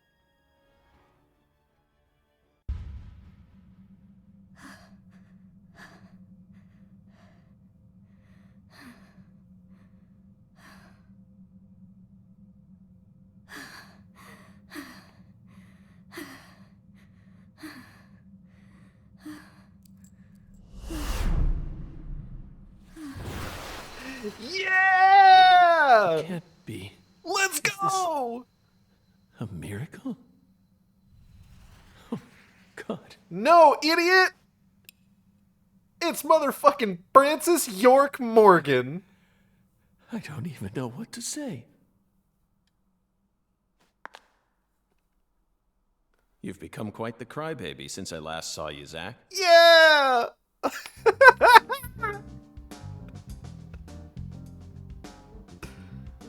Hi there. Good to see you again, Patty. Who are you? FBI Special Agent Francis York Morgan. Please, call me York. That's what everyone calls me. Agent York? You're with the FBI? Just like Zach? Yes, that's right. I'm Zach, and Zach is me.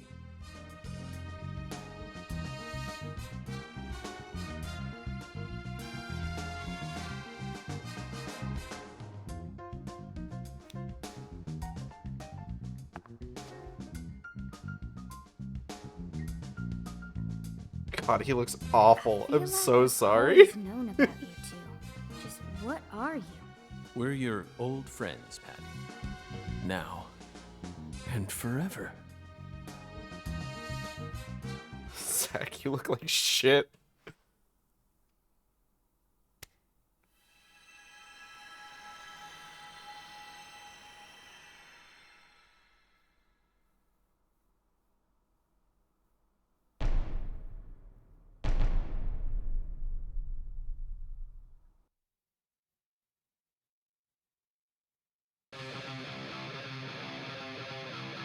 Aim carefully, sister. I'm warning you. Aim carefully. I'm warning you. Aim. Oh, I gotta be careful. Aim carefully, sister. Freeze!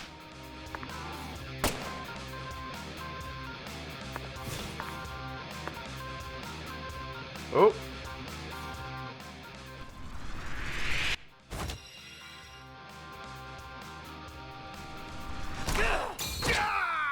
Nice.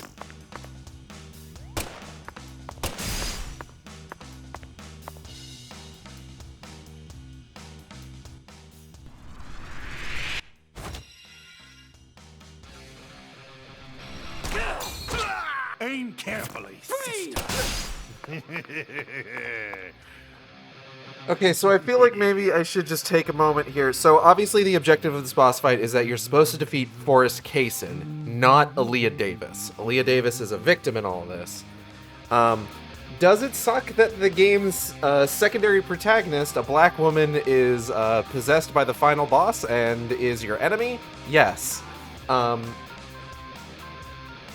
But we're taking the hand we're dealt here. So one thing I should probably explain is the whole thing with Patty not knowing who York is, but seemingly knowing who Zack is. So it's not super clear exactly who or what people see when they're interacting with York in either this game or the first one, if they are in fact interacting with Zack or what, or if like what's happening is that they're interacting with York the whole time, and as soon as York leaves Zack at the end of Deadly Premonition 1, everyone's memories are written over, and they assume that it was Zack they were talking to the whole time. It's unclear. I mean, it makes sense plot-wise, so I don't find much issue with it personally. Yeah, but it's one of those things where it's just like, in terms of like how the plot works, it makes sense, but also you need to factor in that like there is somebody who wrote that plot and made that decision, you know? It's the Dan Olson of Folding Ideas calls it the Thermian argument, where it's just like if you like trying to defend a narrative choice using the internal logic of the narrative without kind of like acknowledging that like there is somebody writing this who made that decision. So it's just like it's not a great thing, but again, you know, hand we're dealt, we're not going to worry about it. This game, like, this game came out 3 or 4 years ago. There's not really much we can do about it now. So anyway, let's go ahead and kick Kaysen's ass. Freeze! Whoop. Aim carefully, sister. Freeze!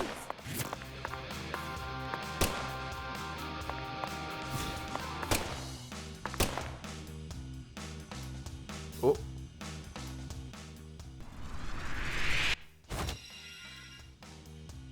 Love knowing whenever that's going to happen because the game just freezes all of a Patricia sudden. Clarkson, I'm here to save you.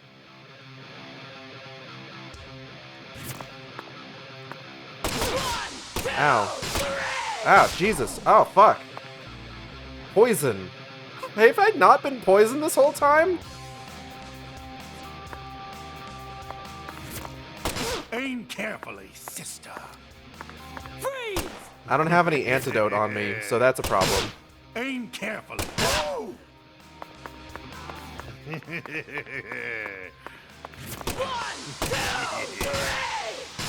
Ow, ow, fuck. I don't think I've got any antidote. Yeah, I didn't bring any antidote with me, so this is going to be a fucking balancing act.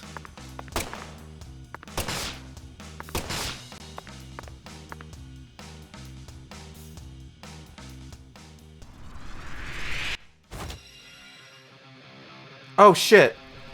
So I'll shoot you.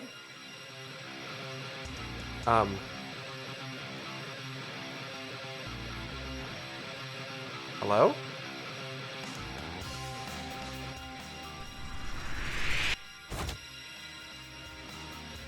Oh, now it's fucking different commands. Okay. Ain't. Freeze!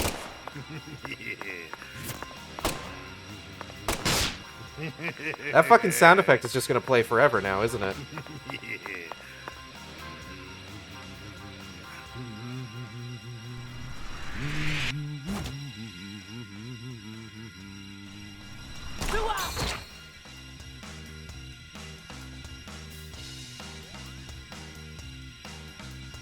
Execution! Oh, shit.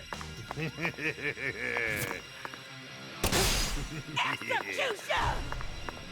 What the fuck? Checkmate, Morgan. I don't like that. I don't like that. That's freaking me out a little bit.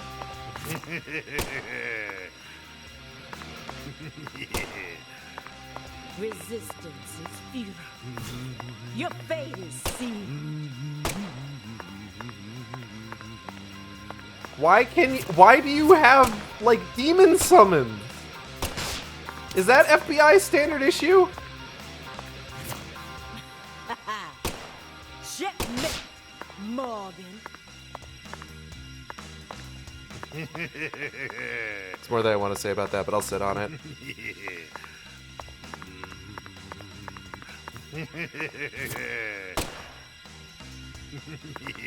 You are the suspect. Ow. Checkmate, Morgan.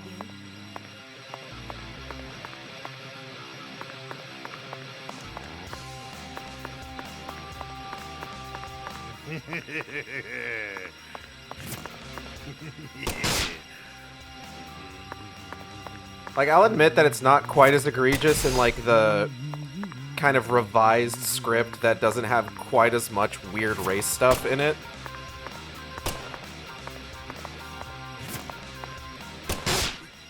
You are the suspect, All my Morgan. power. You're on death row, and it's time for your execution.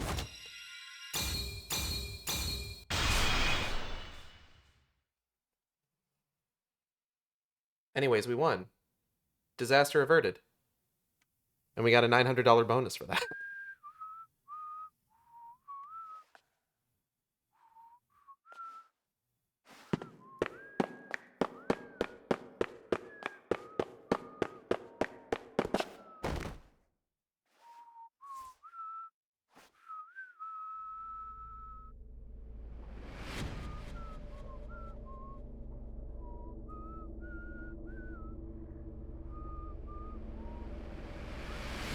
Oh my god, we trapped him in fucking Gold Experience Requiem.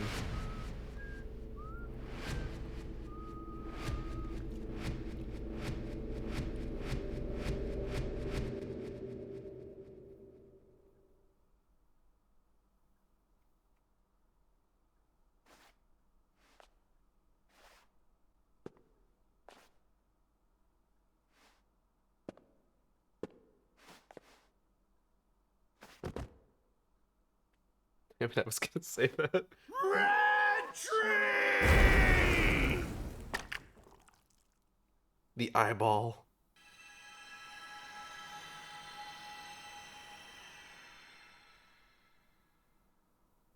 Zach! Hey, Zach! Wake up! Zach! No! You can't die here! Please, Zach! York, please! Save Zach! I know you can save him! Did I come Death back is right at the end? inevitable, You did. Patricia. It descends upon us all equally. All life dies in the end, and no one can change that. But we're finally together again! This isn't fair! Come on! Fulfill the contract! Sorry, but this is an extenuating circumstance. Then sign a new one with me! This contract isn't valid anymore.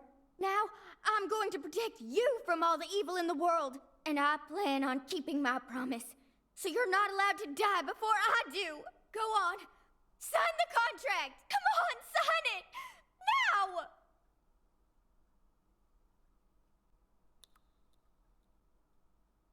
Are you sure you're prepared for everything that entails? You can only break the rules once.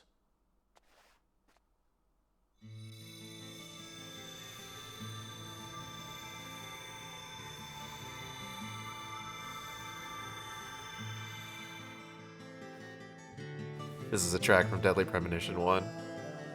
Listen to me, Patricia. When Zach wakes up, I want you to tell him something. This is our final farewell. Thank you so much for all you've done. Over all those years, you never forgot about me, did you? It's been so long since we've seen each other, but I know you always kept me in your heart. That's what kept me alive. I owe it all to you, Zach. Thank you. And goodbye.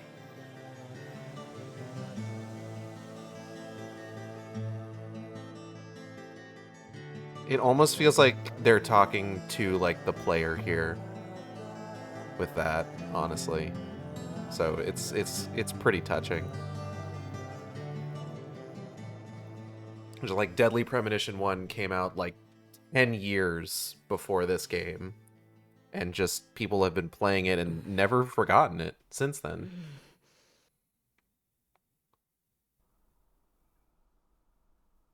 Oh hey, there's Avery Smith.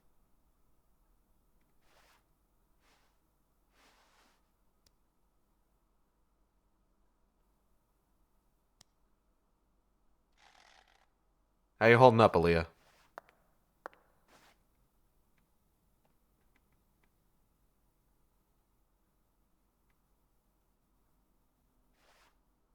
Thank you. Thank you, York. Thank you. Thank you. And now Zach has been cured of all cancer. He who fights with monsters should see to it that he himself does not become a monster. And if you gaze long into an abyss, the abyss also gazes into you.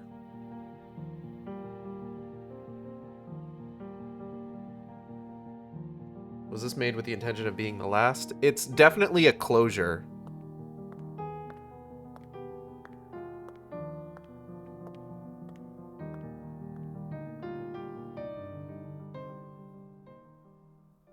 Like, don't get me wrong, I would love a Deadly Premonition 3, and I would love to see what Swery does with it.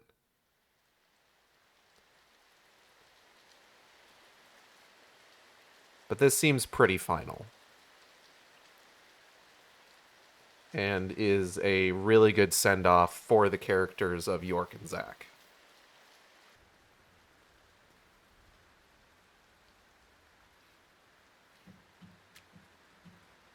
Much blood was shed, and many precious lives were lost. Avery Smith was indicted on 11 charges, including kidnapping Patricia Clarkson, illegally disposing of Lise Clarkson's corpse, and distributing the illegal substance known as Sang Rouge. He's currently serving a term of 381 years at a state prison in Angola, Louisiana. His first possible scheduled review for parole could happen in 127 years at the earliest. I'm not sure that's how that works, but okay. Aaliyah Davis's assistance in solving the case was officially acknowledged, and she was transferred to the DC HQ. Thanks to Boston Chief Robert Abraham's support, she was officially allowed to join the Sang Rouge Investigative Task Force. Later, it was reported that her younger brother began to show small signs of recovery from his addiction. Chisidia kept the hair? Of course. Simon Jones was finally freed from his mission to monitor a certain ex-agent and returned to the Boston branch. He was given a brand new computer and put back on data analysis, but never worked another big case. Instead, he spends most of his time at the office doing Sudoku. Good for him. And so, after 14 long years, the curtain on this gruesome case was finally closed. It means that if there is a Deadly Premonition 3, he still won't be suffers involved. from the aftermath of the plan set into motion by Professor R, aka Helena Doman. She was clearly smart enough to restore the Clarksons' empire on her own, yet she never tried to. The true reason behind her tragic downfall remains shrouded in mystery. A person's life can be greatly affected by the tiniest of anomalies, such as buttoning the wrong shirt button. Just like how this genius, who once inspired great expectations, went on to become infamous as one of the South's most inhuman criminals. And now, after a very long time, life is finally starting to return to Lucare.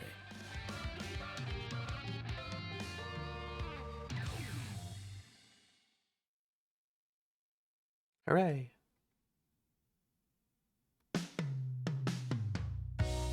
So that's Deadly Premonition 2.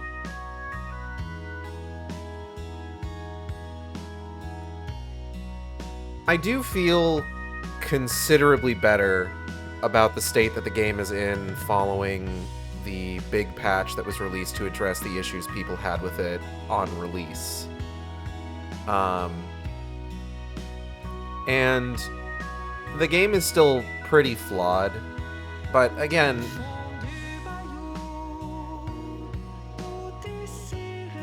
I wasn't expecting the song to have lyrics, so now I'm gonna need to talk over those. I do think that this is... I found out that Patricia's voice actress is the same one that does Morgana from Persona 5, so I'm just like, oh my god, it's Deep South Morgana.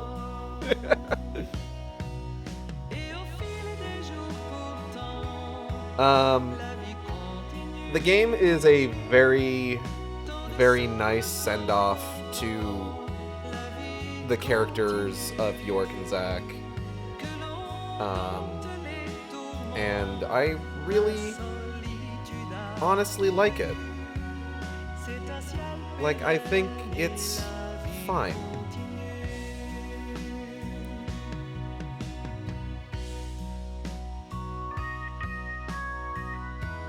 You know?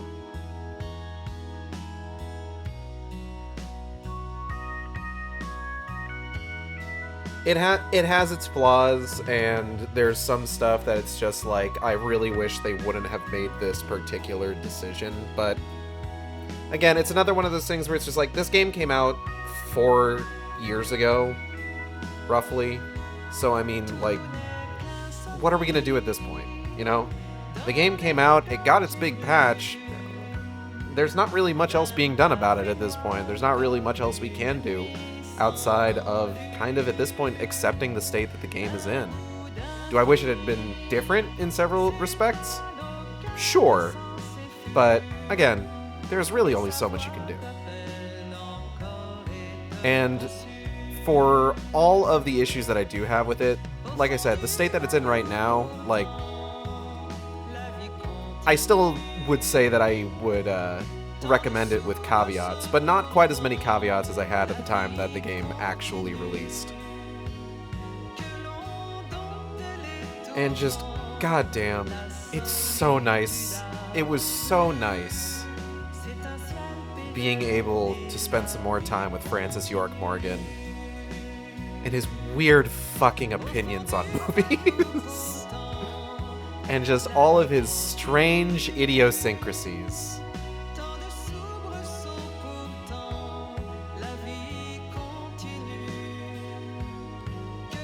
Like, at the end of the day, like, that was part of this for me, is just getting to spend more time with Francis York Morgan.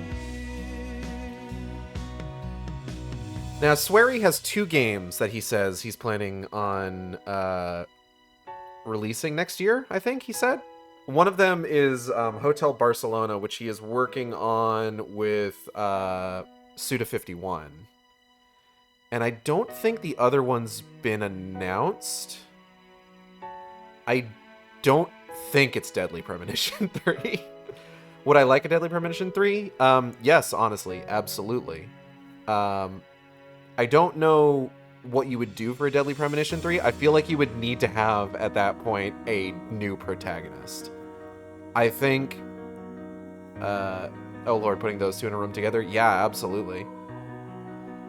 I think the logical evolution from here would be having Aaliyah Davis be the protagonist. And I think that might be neat. Like, it would be interesting to see, like, her experiences in this game, giving her the ability to perceive the other world and just all sorts of other stuff that, like, York and Zach had been dealing with for years at that point. I think that would be really neat, like, taking it from there. But if they never made another Deadly Premonition game, I'd be okay with what we have. The fucking legacy of just the first game is, quite frankly, immeasurable. It's so weird that it strong-armed its way into, like, eternal gaming canon just from being such a strange little story.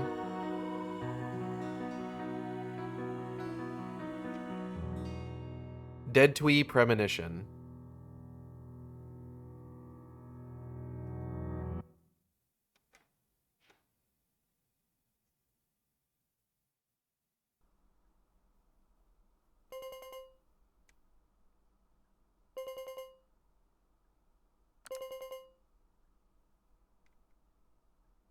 Oh, he's looking way better. I stole this from Professor R's lab. I figured you would. I've read through it dozens of times, but it still doesn't make sense to me. I mean, at some point her plan started to collapse, right? Otherwise, I probably would have been killed early on. But here I am, alive and breathing. And the stalker who harassed me for years has been arrested too. Not only that, but now I have a brand new life waiting for me as heir to the Clarkson Empire. Both Lucare and the Clarkson's industries are finally showing signs of recovering. It's just hard for me to believe that this all went according to her plan. Yes, I understand how you feel. No matter how you look at it, things couldn't possibly have ended up perfectly in accordance with her plan. How can you be sure of that? You earned a new life for yourself through the effort you put into it. It definitely wasn't something that Lena gave to you. You made this life possible. You didn't do it all on your own, of course. You were only able to come this far thanks to everyone who supported you along the way. Could anyone really believe that Lena was the one who orchestrated all this? There's no way. I'm positive. All the people you've met thus far and all the things you've experienced created the person you are now. Lena's just one of those people and nothing more.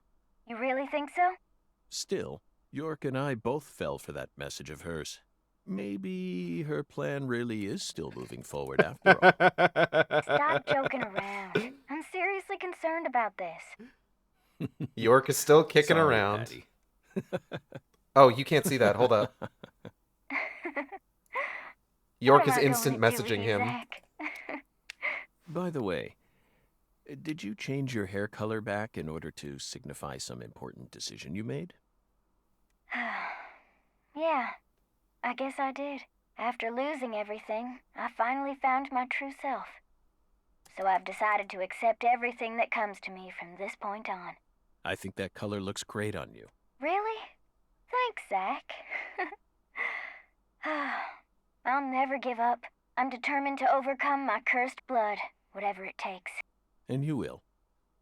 That's why York chose you to be his assistant, you know. He always knew you had it in you. Wow, he really thought that highly of me? Suddenly I feel really motivated now. This is crazy. I don't even know what I should get started with first. Now that's the Patricia Clarkson I know. Oh, I got it. Still friggin' dorks. I want to go and Yeah. get one of Alexis's chocolate sundaes. Not a bad idea. They are to die for. Yeah, they're like the deadly premonition of ice cream. Oh my god.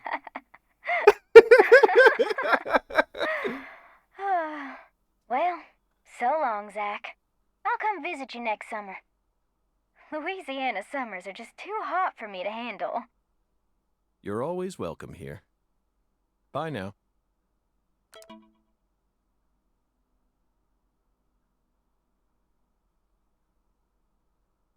Okay, guess I'll head out now.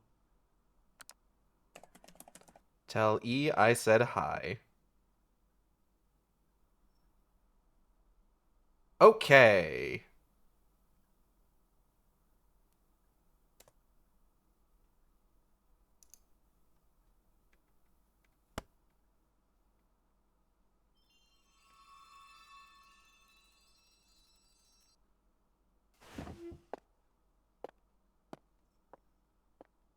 Feels like today is going to be another wonderful day. Now, time for some coffee. No matter what the plan is, coffee should always come first. Isn't that right, Emily?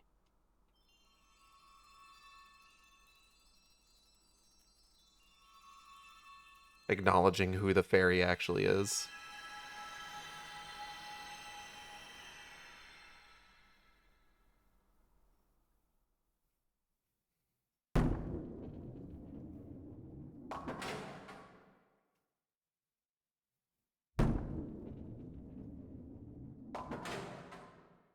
Bowling?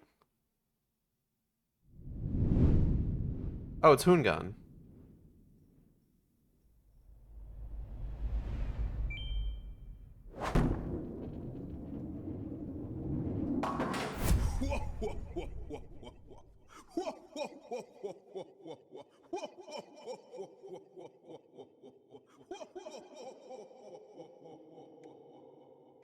And that's Deadly Premonition too.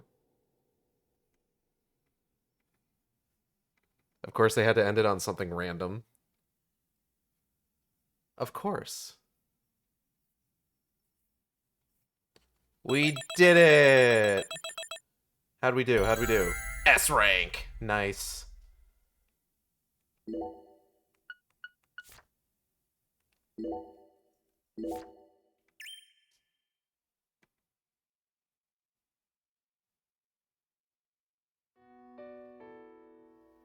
And with that, we're going to go ahead and end it for today. I want to thank everybody for coming by the stream. I hope you all had a good time. I know I did. If you enjoyed the stream, you could subscribe here on Twitch. We have special emotes for subscribers. If you want to keep up with future streams, you can follow me on Twitter, Tumblr, and co-host at AcidXShark. That's AcidXShark. You can also follow me on YouTube at AcidXShark, where I post all the streams after they happen. Art for the stream, thumbnail art was done by Tish, who you can find on Twitter at PatchworkCalico. That's PatchworkCalico. VTuber was done by Audrey and B of Team Capel. You can find on Twitter, Twitch, Tumblr, YouTube, and co-host at Team Capel. That's TeamCatple. They're all of them. They're all open for commissions. With Audrey and B, use their commission form. Don't email them. They'll email you. Don't DM them. If you do DM them, don't be weird. Please don't be weird to my friends. I swear to God. Upcoming streams. So, come hell or high water, 350 followers or less, we will be doing a playthrough of something on New Year's Day. Like I said, we are only 2 followers away from 350. So if you do know anybody that you think would enjoy my streams, I highly recommend suggesting me to them. If you are new to my streams and you enjoy them, please feel free to follow. I genuinely loved this game. Playing this game makes me want to replay the first one, and I might do another stream of the first one because my first stream of it was kind of a mess. And is pretty old at this point. Like I've said, it's not on the short list for games to stream again.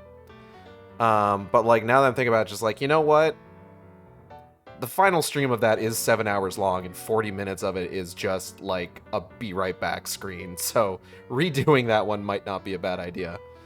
But that is a decision to make at a later time. Do I know anybody who's streaming right now? Let me see.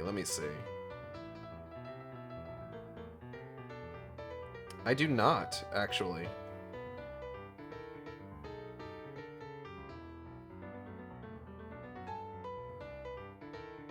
As far as I can tell.